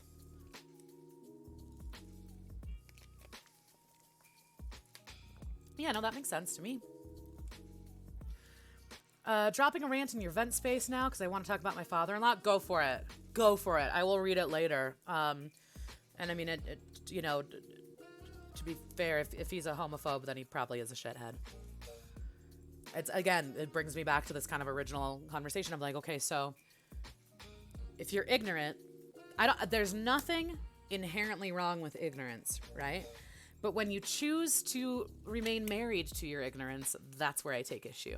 And when you choose to use ignorance as an excuse to then like not learn and grow and take up accountability for your actions, then it's like not okay, right? So yeah, Zenith, do it. That is what that space is for. I will check it out later for sure. Okay, dowsing. We love pseudoscience. Let's go. Pseudoscientific divination, employed in attempts to locate groundwater, buried metals or ores, gemstones, oil, grave sites, malign earth vibrations, and many other objects and materials without the use of scientific apparatus. It is known as divining, especially in reference to the interpretation of results. Doodlebugging. Okay, so doodlebugs were this like stuffed animal when I was a kid that like it came with a marker and you could like draw on them, and then if you put them in the washer, it would like wash it off, and then you could like draw on it again. Do you guys remember these doodlebugs? I didn't know that it was. First of all, I love the term doodlebugging. That's very exciting. It's very exciting that that's an actual word. I had no idea. That's when ignorance becomes stupidity. I think that's when ignorance becomes oppression in so many ways. But yeah, I mean, both. Doodlebugging. You know what I'm talking about, Gaussis? Okay. So, particularly in the United States in searching for petroleum, or when searching for water finding, water witching, in the United States, water dowsing. Okay, I'm very fascinated by this. Okay. A Y-shaped twig or rod, or two L-shaped ones, individually called a dowsing rod, divining rod, vining rod, or witching rod, are sometimes used during dowsing, although some dowsers use other equipment or no equipment at all. Let's see, I remember a friend getting one when she broke her leg because her parents didn't want her friends to write on her class. Why did her parents not want her friends to write on her cast? That's really funny. You know what's funny? I'm sure I'm not the only little kid that was like this. I always was like really jealous of kids in my class that like broke their like arms or legs because I really wanted to like have a cast for people to write on. It's kind of fucked up, right? I remember always being jealous and like, oh, I want to break my arm so that people can write on my cast. It's a little fucked up. I don't know. That probably says a lot about my psyche, but yeah. Anyway, all right, so dowsing is a pseudoscience, and the scientific evidence is that it is no more effective than random chance. I love that. I love it. Do it anyway. Look at this dowser, by the way. Look at this pristine gentleman. A dowser from 18th century French book about superstitions. I really love this. I don't know why I just love the phenomenological. I really love pseudoscience, to be completely honest. Jordy, hi! Welcome to Wikipedia Day. Welcome to the letter D. It's here we are. Jordy, it's so good to see you. How are you? If you have a topic that starts with the letter D that you would like us to investigate, let me know. We have talked about so many different things today. It has been a wild ride. Right now we're learning about dowsing. So good to see you. I hope you're doing well. Yay, I'm glad you're here. Let's see. Okay. Fun? Were you like that too? Okay. And looking back, it's like as a kid, you have no idea what it's like to have a broken bone, right? Oh my God. Now as an adult, it's like, I mean, obviously like breaking a bone would be like awful, devastating. But yeah, as a kid, I was like, oh man, I really wish I could break my legs or my arm so that like kids could like sign my cast. Yeah, I was always really jealous of kids that had casts to like sign or whatever. That is funny, Kuzak Rogue, that like your friend like wasn't allowed to have people like write on their cast. That's really interesting. Let's see. I think that was Kuzak Rogue, not Zenith, right? Sorry, your guys' names are both the same in chat, so I just want to make sure I've got the right person. Okay, yeah. Kuzak Rogue, your grandpa used a dowsing rod to find water lines at your new house. Really? He got it too. Shut up. I love it. It was before we got the papers showing where exactly they were. That's really cool. That's really interesting, Kuzak Rogue. That's great. I love that. Jordy, you're good. Kids will be here in a bit. Just chilling with my coffee for now. Cheers. Cheers. It's good to see you. Jordy, I saw that you went into Oldemon. I'm assuming you survived, yeah? I hope you did. Old is one of those dungeons that scares me so much, so I hope you did good. I would assume I would have heard about it if you died, but you are so brave and badass. Okay, let's see. That's Kuzak Rogue. That's really funny and amazing. Actual familial experience. I love that. This is, see... Okay, so for all of the, just a reminder, for all of the little bad moments that I have on these streams or any stream, there are also these really lovely moments where we get to like connect with each other and learn about each other and like share our experiences, and I really love that. I really love that. I have to remind myself that, because those are wonderful moments that like keep me streaming, you know? You did survive. Good. I'm glad to hear it. Good. I know it's totally a possible one to survive. I also know that it's a hardcore killer, so it's just like, whenever I see that someone's going into Old, I'm like, oh God. Like, I think, because my job schedule changed, Jordy, I don't get to be as much of a night shift Andy. Like, I don't get to catch your streams or, like, Fanaria's streams anymore, because I'm usually trying to sleep at that time, but I'm always checking in to see, like, where y'all are at, for sure. Good old Grandpa Charlie. Maybe he's just a wizard. Maybe. Kuzak Rogue, maybe this is a picture of your grandpa. You never know. Anyway, that is really cool. Oldemon, what? Survived? Nice, right? Recurring bit. Kuzak talks about his grandpa Charlie. Love it. Love that for us. Almost pulled a Kigo, had all the scorpions on me. Oh my God, so scary. Calamity the Pally is our healer. Nice. Got that bop. All good. Hell yeah. Hell yeah, that's great. That's fantastic. Yeah, that's right, because that was on... Or no, Kigo was playing a mage when that happened to him, right? Still, though, I'm really glad y'all made it out. I am indeed. That's awesome. Okay. Dowsing. Let's go. Dowsing is a pseudoscience, and the scientific evidence is that it's no more effective than random chance. I don't know. We should ask your Grandpa Charlie. Maybe there's got to be something to it, right? There's got to be something to it. Dowsers often achieve good results because random chance has a high probability of finding water in favorable terrain. The motion of dowsing rods is now generally attributed to the ideometer phenomenon. What is this? Should I write this down for I Week? Yes, I should. I'm gonna write it down. One moment, please. One moment, please. Ideomotor. Phenomenal. Phenomenal. Okay. So, ideomotor phenomenon is a psychological phenomenon wherein a subject makes motions unconsciously. Oh, okay. That's kind of like the Ouija board thing, right? Also known as ideomotor response, it is abbreviated to IMR, a concept in hypnosis and psychological research, derived from the term ideo and motor. We'll look that up on iWeek. I'm very excited about that. Right on the mage. That's right.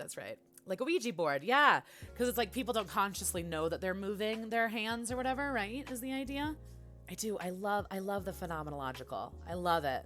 I really do. I love pseudoscience. This is why I'm like so into like astrology and like horoscopes. I love science too, man. But like, I love the phenomenological. I really do. I think it's so fun. Love the phenomena. Thanks, fun. Yeah, yeah, and, anytime I read the word phenomena. Okay, anyway. Boop, boop, boop, boop. Psychological response where a subject makes motions unconsciously. Put simply, dowsing rods respond to the user's accidental or involuntary movements. Dowsing remains popular among believers in Forteana or radiesthesia. What? Okay, hold on. Sorry, I didn't mean to scream. Charles Oifert was a writer and researcher who specialized in anomalous phenomena. The term Fortean and Forteana are sometimes used to characterize various such phenomena. Okay, all right, cool. Radiesthesia. Radiesthesia describes an ability to detect radiation emitted by a person, animal, object, or geographical feature. There is no scientific evidence of the existence of this pseudoscientific or occult phenomenon. Very interesting. Okay, super into this. Where do we fun? This was your category. Is there anything in particular you want to kind of like dive into, or do we just go with it? History, Y rods, L rods, and actually, Kuzak Rogue, since your Grandpa Charlie has used one of these before, if you've got any things that you kind of want to like look into, notable dowsers is kind of funny. Every time you say from phenomena from now on, you have to do it. Phenomena. Do, do, do, do, do. Easy. Done. That's not even a problem. Not even a problem. That's simple. Done. Easy. Clean. Nailed it. Okay. You want history? I think history is a great place to start, honestly. Also, you get these really cool drawings. So let's take a look at these dowsers, huh? From what I remember, he used 2 L-shaped thin rods of metal. Okay, so we'll look into the L-shaped ones. Just go with it. It's a plot point in a kid's book that I like. Oh, okay. What kid's book? I'm really curious. That's cool. Okay. Dowsing as practiced today may have originated in Germany during the 16th century when it was used in attempts to find metals. As early as 1518, Martin Luther listed dowsing for metals as an act that broke the first commandment, i.e. occultism. I don't know why I'm like occultism. The 1550 edition of Sebastian Münster's Cosmographia contains a woodcut of a dowser with forked rod in hand, walking over a cutaway image of a mining operation. Okay, I feel like I have actually, now that I'm like reading about it, I feel like I've like seen the visual. I didn't know this is what it was called. Okay, cool. The rod is labeled Virgula Divina, Glückrod. Rod Divine, Luck Rod. I love it. There's no text accompanying the woodcut. By 1556, Georgius Agricola's treatment of mining and smelting of ore, De Re Metallica, included a detailed description of dowsing for metal ore. Real quick before we get into that, let's just look at these cool pictures. Dowsing for metal ore from 1556 De Re Metallica Libri book. See this guy with his dowsing? His dowsing rods? This guy. Use of a dowsing rod observed in Great Britain in the late 18th century. So this looks like a Y one, but he was using 2 L ones is what you said? That's interesting. Yeah, I'm really curious about that kid's book. I want to know more. Okay.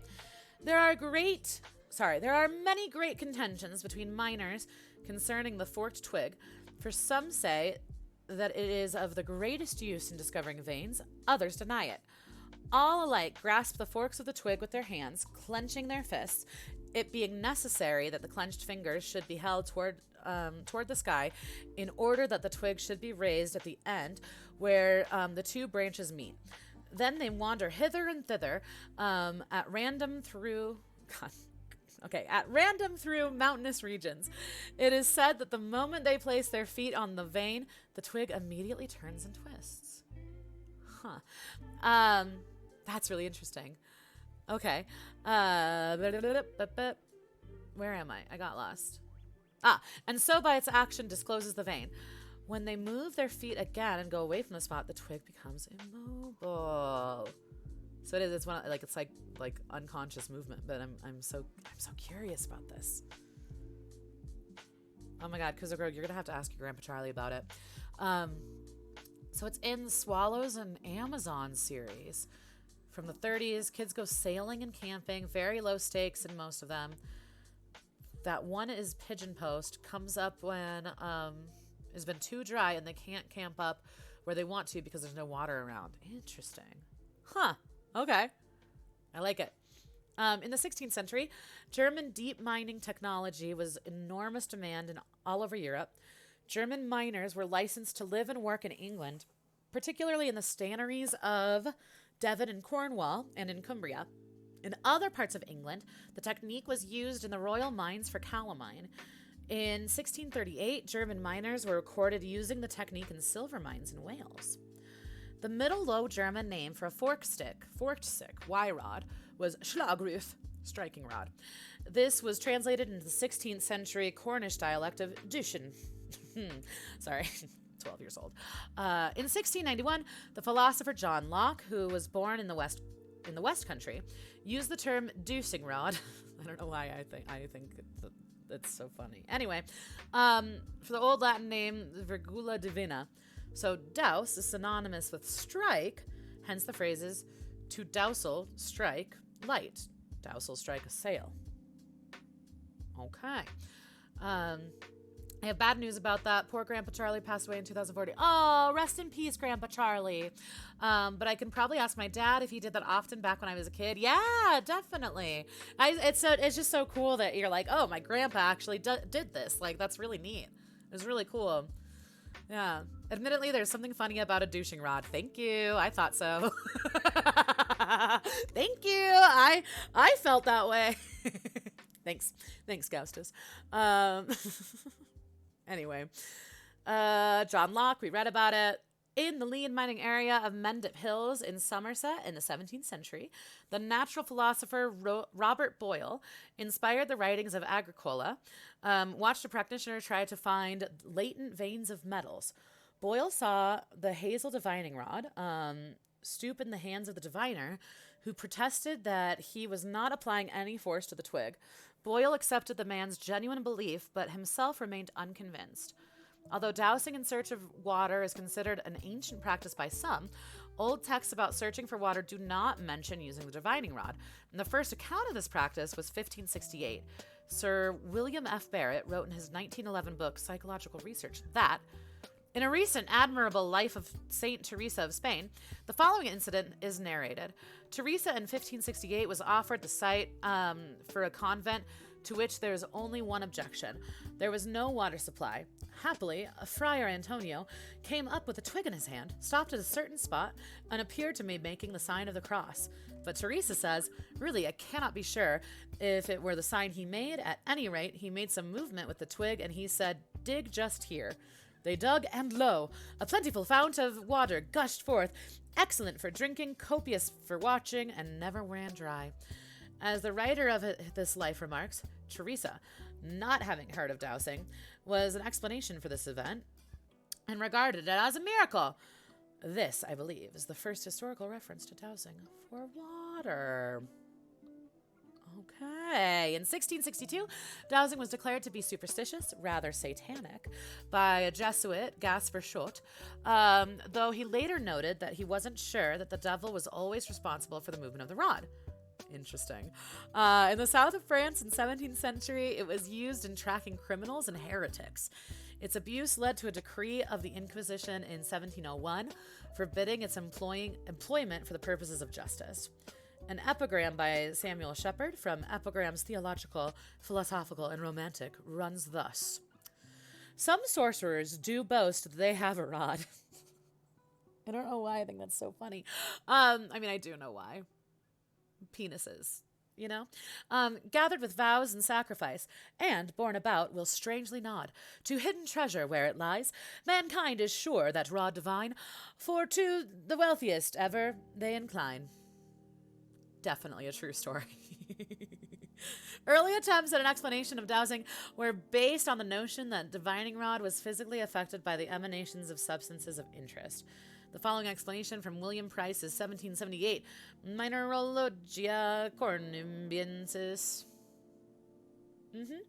The corpuscles, that rise from the minerals entering the rod determine it to bow down in order to render it parallel to the vertical lines which the effluvia described in the rise. In effect, the mineral particles seem to be emitted from the earth seem to be emitted from the earth. Now the virgula rod, being of light and porous wood, gives an easy passage to these particles, which are also very fine and subtle. The effluvia, then driven forward by those that follow them, and pressed at the same time by the atmosphere incumbent on them, are forced to enter the little interstices between the fibers of the wood, and by that effort they obliged it to incline or dip down perpendicularly to become parallel with the little columns in which those vapors form in their rise. Ancient people were very creative. They had to be, right? Necessity is the mother of invention. Okay. A study towards the end of the 19th century concluded that the phenomenon was attributed to cryptesthesia, whereby the practitioner made unconscious observations of the terrain and involuntarily influenced the movement of the rod. That's really interesting. It's like we instinctively know by just like observing unconsciously the terrain where water might be, and therefore using these rods. It's just interesting. I think human intuition and the way in which we I just love the phenomenological. Your stick smells copper. That's how it works, right? Because it took me a minute when I read that. I was like, I'm sorry, what? That is kind of how it is, though. But yeah, it's interesting that as you walk, potentially your feet kind of feel a change in the terrain, and that's how you know, okay, this is where the metal is, or this is where the water is, right? That's very interesting. I had to read that twice. That's really interesting.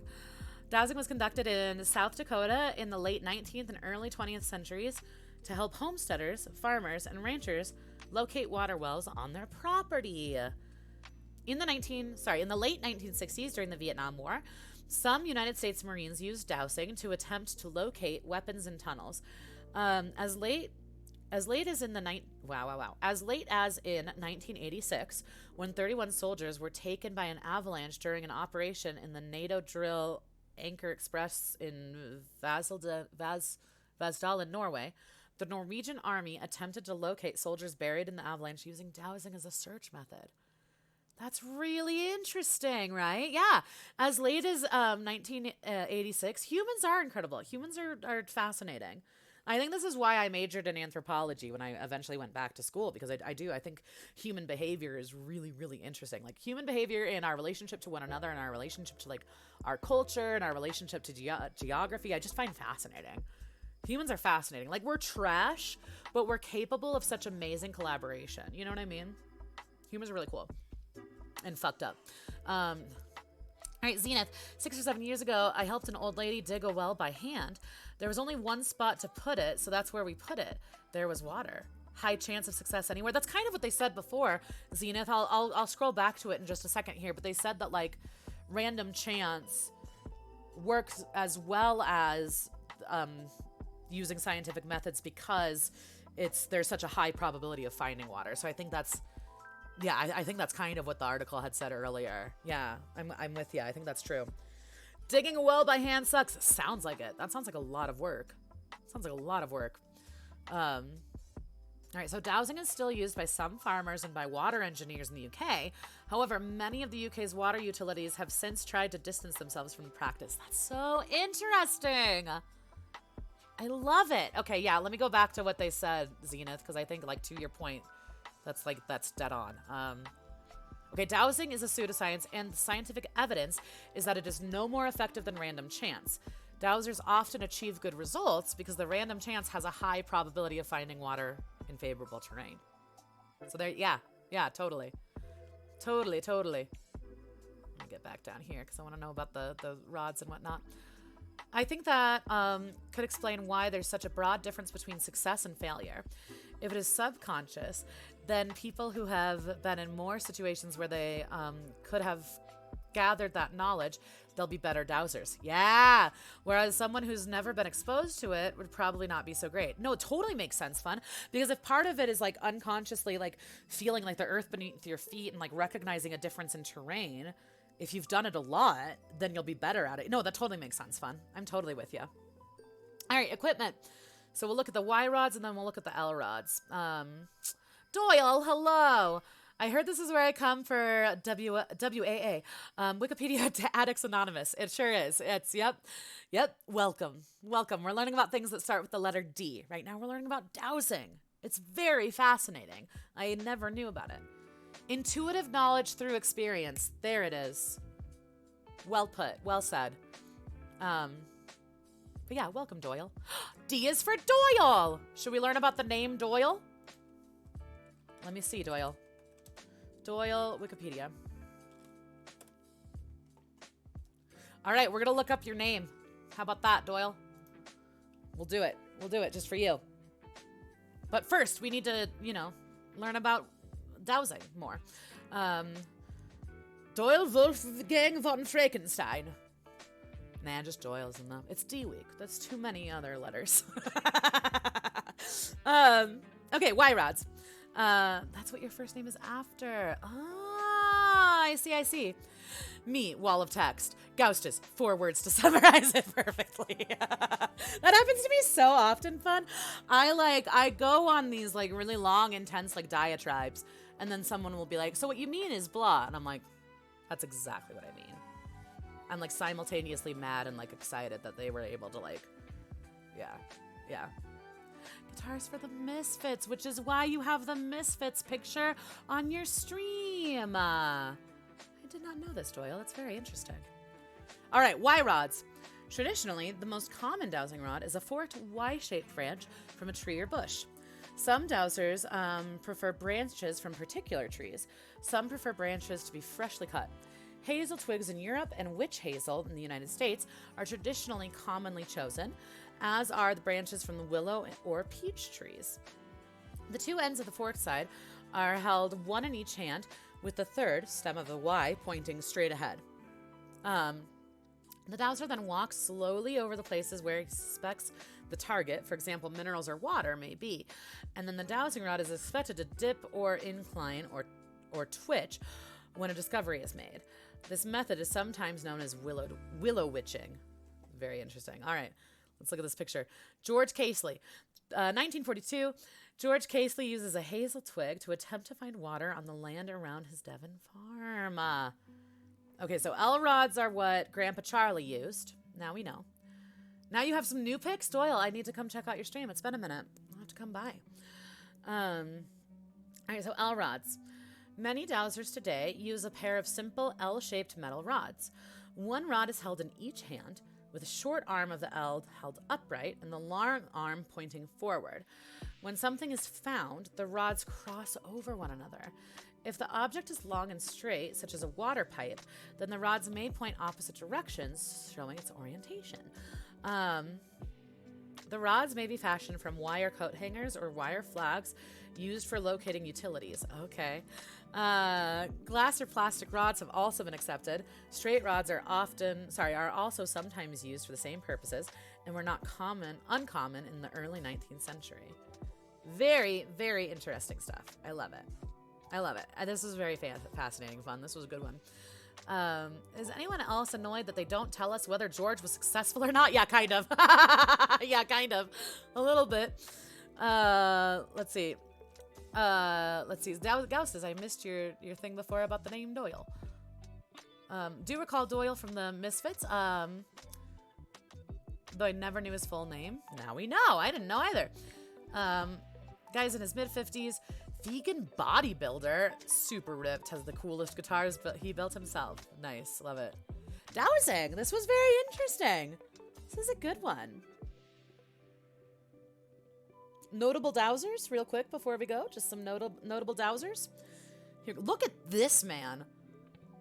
What a distinguished gentleman. Look at the fashion, Otto Edler von Grave. So notable dowsers: Jacques Aymar Vernet, Moritz Benedict, for example. I haven't heard of any of these people. Have you heard of any of these people? Joseph Smith. Shut up. That's really funny. Okay. Very interesting. This is a good one. Dowsers are very serious. It looks like it. It looks like it. Look at this guy. Seriously fashionable. All right. Are we ready to look up dragons? Ooh. I don't know why I got so excited about dragons. Dragon time.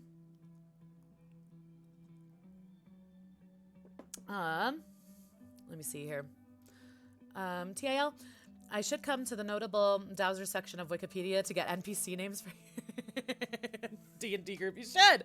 You should. There were some really good ones there. Minus Joseph Smith. Yeah, but like Otto von what's-his-face? Like, no, there were some good ones. Yeah, keep that, sticky note it. Post it in your mind somewhere. I don't know what I mean either, but go with it. All right. This article is about the legendary creature, not to be confused with other stuff. No, we're talking about these kinds of dragons. All right. A dragon is a snake-like legendary creature, let me scroll up so you guys can see, that appears in folklore of many cultures worldwide. Beliefs about dragons vary considerably through regions, but dragons in Western culture, since the High Middle Ages, have often been depicted as winged, horned, four-legged, and capable of breathing fire. Dragons in Eastern cultures are usually depicted as wingless, four-legged, serpentine creatures with above-average intelligence. Illustration of a winged fire-breathing dragon by Friedrich Justin Bertuk from 1806. It's got a weird, it's just like it's just an interesting amalgamation of creatures is what this seems like to me. Let's see, we talking about Deathwing? Maybe. There's great stuff. There's a great stuff you should know episode about Durgens. About Durgens.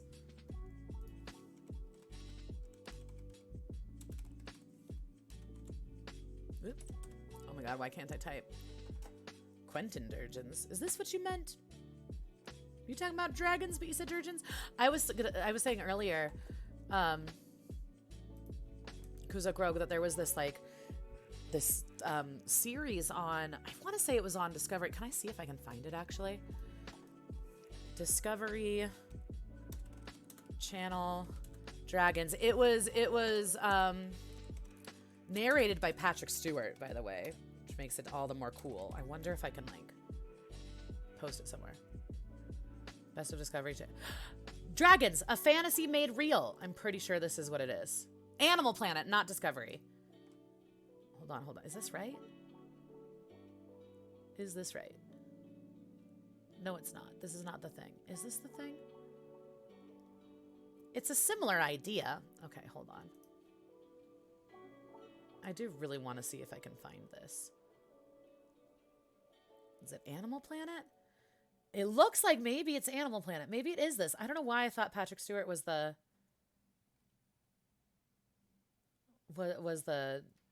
narrator for it.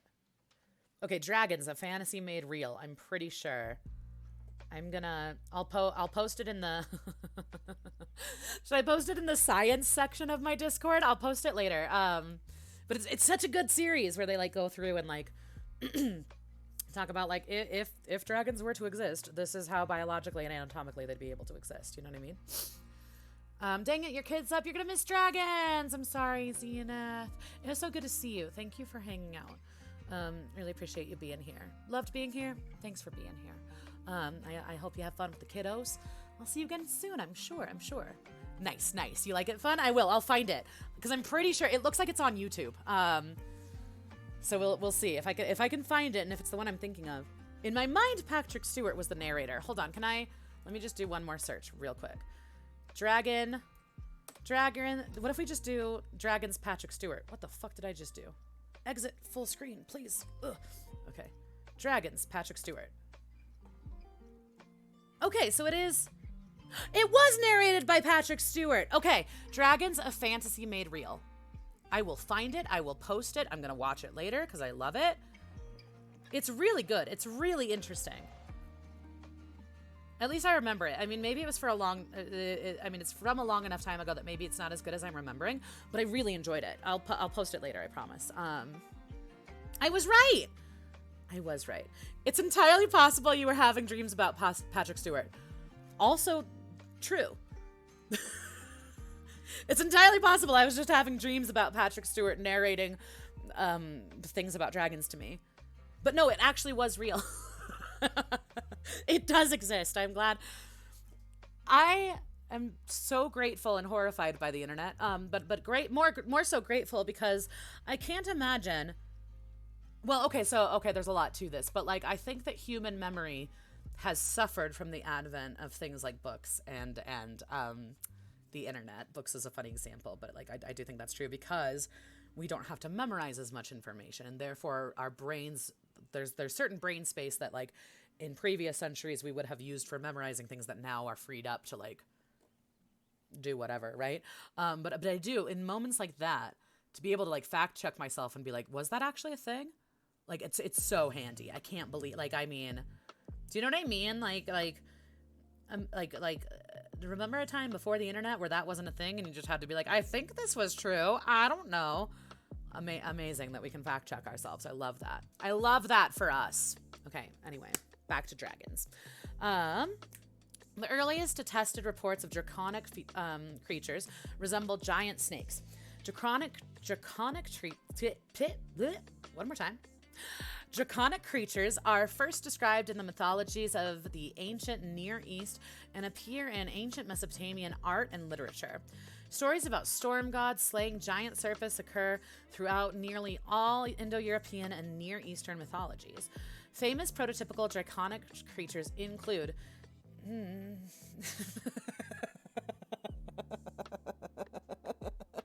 My brain broke on that one. Mushusu. Mushusu. Look at that. Look at this weird llama dragon. Mushku. I can't. It's so many U's and SH's, and my God. Okay, anyway. Okay, oh my God, though. We had to memorize a Shakespearean thing for grade 11 English, and both Zig and I still remember it. Yes, right? It's so weird how certain things... I still know my grandma's phone number. My grandma died years ago, right? Then because that was in the days of landlines, before the days of cell phones, right? Like, it's wild the things that we remember because we have to. Like, I haven't said the Pledge of Allegiance in years, and yet that one's been drilled into me enough times that, like, yeah, totally. It's really interesting. It's frustrating because there are other things that would be so much more convenient to remember. Oh my God. Okay, so I think a beautiful modern day pop culture like reference or like depiction of this is, I'm sure you've seen it because you've got kiddos, fun, but have you all seen Inside Out? It's a very cute Disney Pixar movie. So it all kind of takes place inside of this child's brain, essentially. And so there's like the memory, like, I don't know, these little like cartoon figures that are like, they work in the like memory like quadrant of your brain, right? And so they're like deciding like which memories they should hold on to and which ones they need to get rid of. And so they're like, the example they give is like, piano lessons. Should we hold on to any of this? And they're like, hold on to chopsticks, get rid of the rest, which is like so true. And then the other thing that they're like, get rid of this, but we're gonna hold on to this like gum jingle. So it's just like for me, like the equivalent would be like double mint gum, right? It's so good. It's so good. Oh my God, love that. I cry over Redacted every time. I'm pretty sure I do too, fun. It's so good. It's so cute. It was one of those I remember when I first saw it in theaters, I was like, I don't know how I feel about it. And then like the second or third watch through, I was like, oh, this is great. Same kind of idea with actually Moana. I remember when I saw it in theaters, I was like, it's okay. It's all right, whatever. And then like watching it more, like, sometimes it takes me like a couple watch throughs to really like process something, you know? Yeah, Inside Out is really cute. Plus the soundtrack is just like chef's kiss. Tempted to say I'm not a teacher, so I don't watch kid movies, but I watched Toy Story 2 with my 2-year-old nephew the other day, so I guess that's coming to an end. Yeah. Toy Story 2, as I remember, is a really fun one. Is that the one where you have the like collectible dolls and they're trying Woody finds out he's a collectible, and so they try to like get him to like go to the museum with him, kind of a thing, as I recall. And I have not seen Toy Story 4. The one with the Forky Spoony boy. Haven't seen that one yet. I probably should.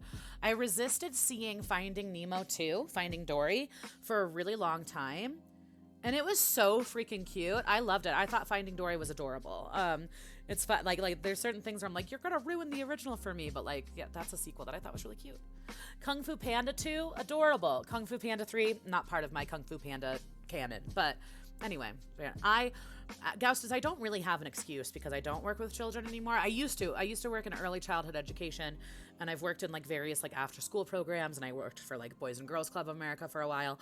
And so like Moana was one that was really interesting for me because like I didn't fully get it until I saw how Latino kids and brown kids like reacted to it, because all of a sudden they had a main character that looked like them, and there was something that like realizing like the having this kind of like moment. We were talking about privilege earlier, but like having this moment of realization of like, holy shit, representation matters, and it matters in such a like critical way.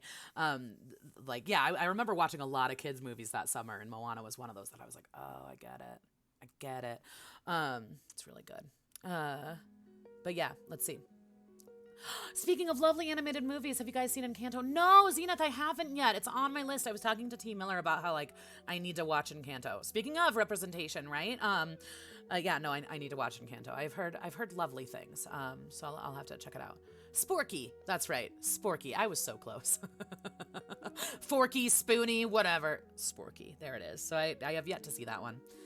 Resisted Toy Story 4 for a while, but it was good. Okay, see, so I'm gonna have to watch it because I've been resisting it because I thought that 3 was such a good end cap that it kind of frustrates me sometimes. It's like, but that ending was so good. Why can't we just leave it in that little, But I've heard that from multiple people, Fun, and I trust your opinion on those kinds of things, so I'll have to check it out for sure.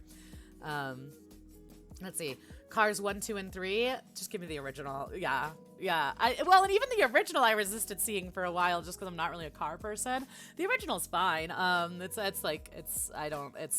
not one of my faves as far as like Pixar go-tos, but it's fine. It's fine. Right? Representation matters. It's huge. Being able to like see ourselves in media and then make connections and learn like larger lessons and like feel seen and to feel validated. Yeah, it's huge. Encanto was like a therapy session disguised as a kid's show. I sobbed. I believe it. Oh man. Well, speaking of another one that way, it's not really a therapy session, but like in terms of what you're talking about, holy shit. Oh fuck, what is it called? Oh no, my brain. It's like a Dia de los Muertos movie, and it's not the Book of Love or whatever, the DreamWorks one. It's the Disney one that I'm talking about. Came out within the last couple of years. Holy shit, help me. It's a little kid that like loves playing guitar, and his family is like no music because his grandpa was a musician, and it like upsets his grandma because they like didn't have a good relationship. Coco, thank you. Jesus Christ, I was like, how can I not? But that one makes me cry because of Redacted every time. I saw that movie in theaters with my friend Madi, and I just remember us both just like sobbing together. Ugh, so good. Thank you. I don't know why my brain couldn't find it. It's on Disney Plus right now, Jordy. So it's, yeah, I gotta get on that shit. Yes, do it, Jordy. There you go. Oh, renew your sub. Damn it, Disney gets our money again, those fuckers. I feel ya, Jordy. It's a good one. Well, I haven't actually seen it, but it's probably a good one. I've only heard good things about Encanto. Coco's so good. Need to for the Hamilton watch party. See, there you go. There it is. All right, so I got caught up on Mushu. Let's continue. Okay, so famous prototypical. Okay, just speaking of. I'm sorry. No, we won't continue. Speaking of dragons, How to Train Your Dragon was one that I thought was really cute, and actually the sequel was not too bad. I was a little bit nervous about the sequel, but it was quite cute. It was quite nice. Okay, anyway, now we're continuing with dragons. Famous prototypical draconic creatures include Mushu of ancient Mesopotamia, Apep in Egyptian mythology, Vrtra in Rig Veda. Oh, okay. Leviathan in the Hebrew Bible, Grand Ghoul in the Poitou region of France. It's probably like Poitou. Sorry to any Frenchies. Python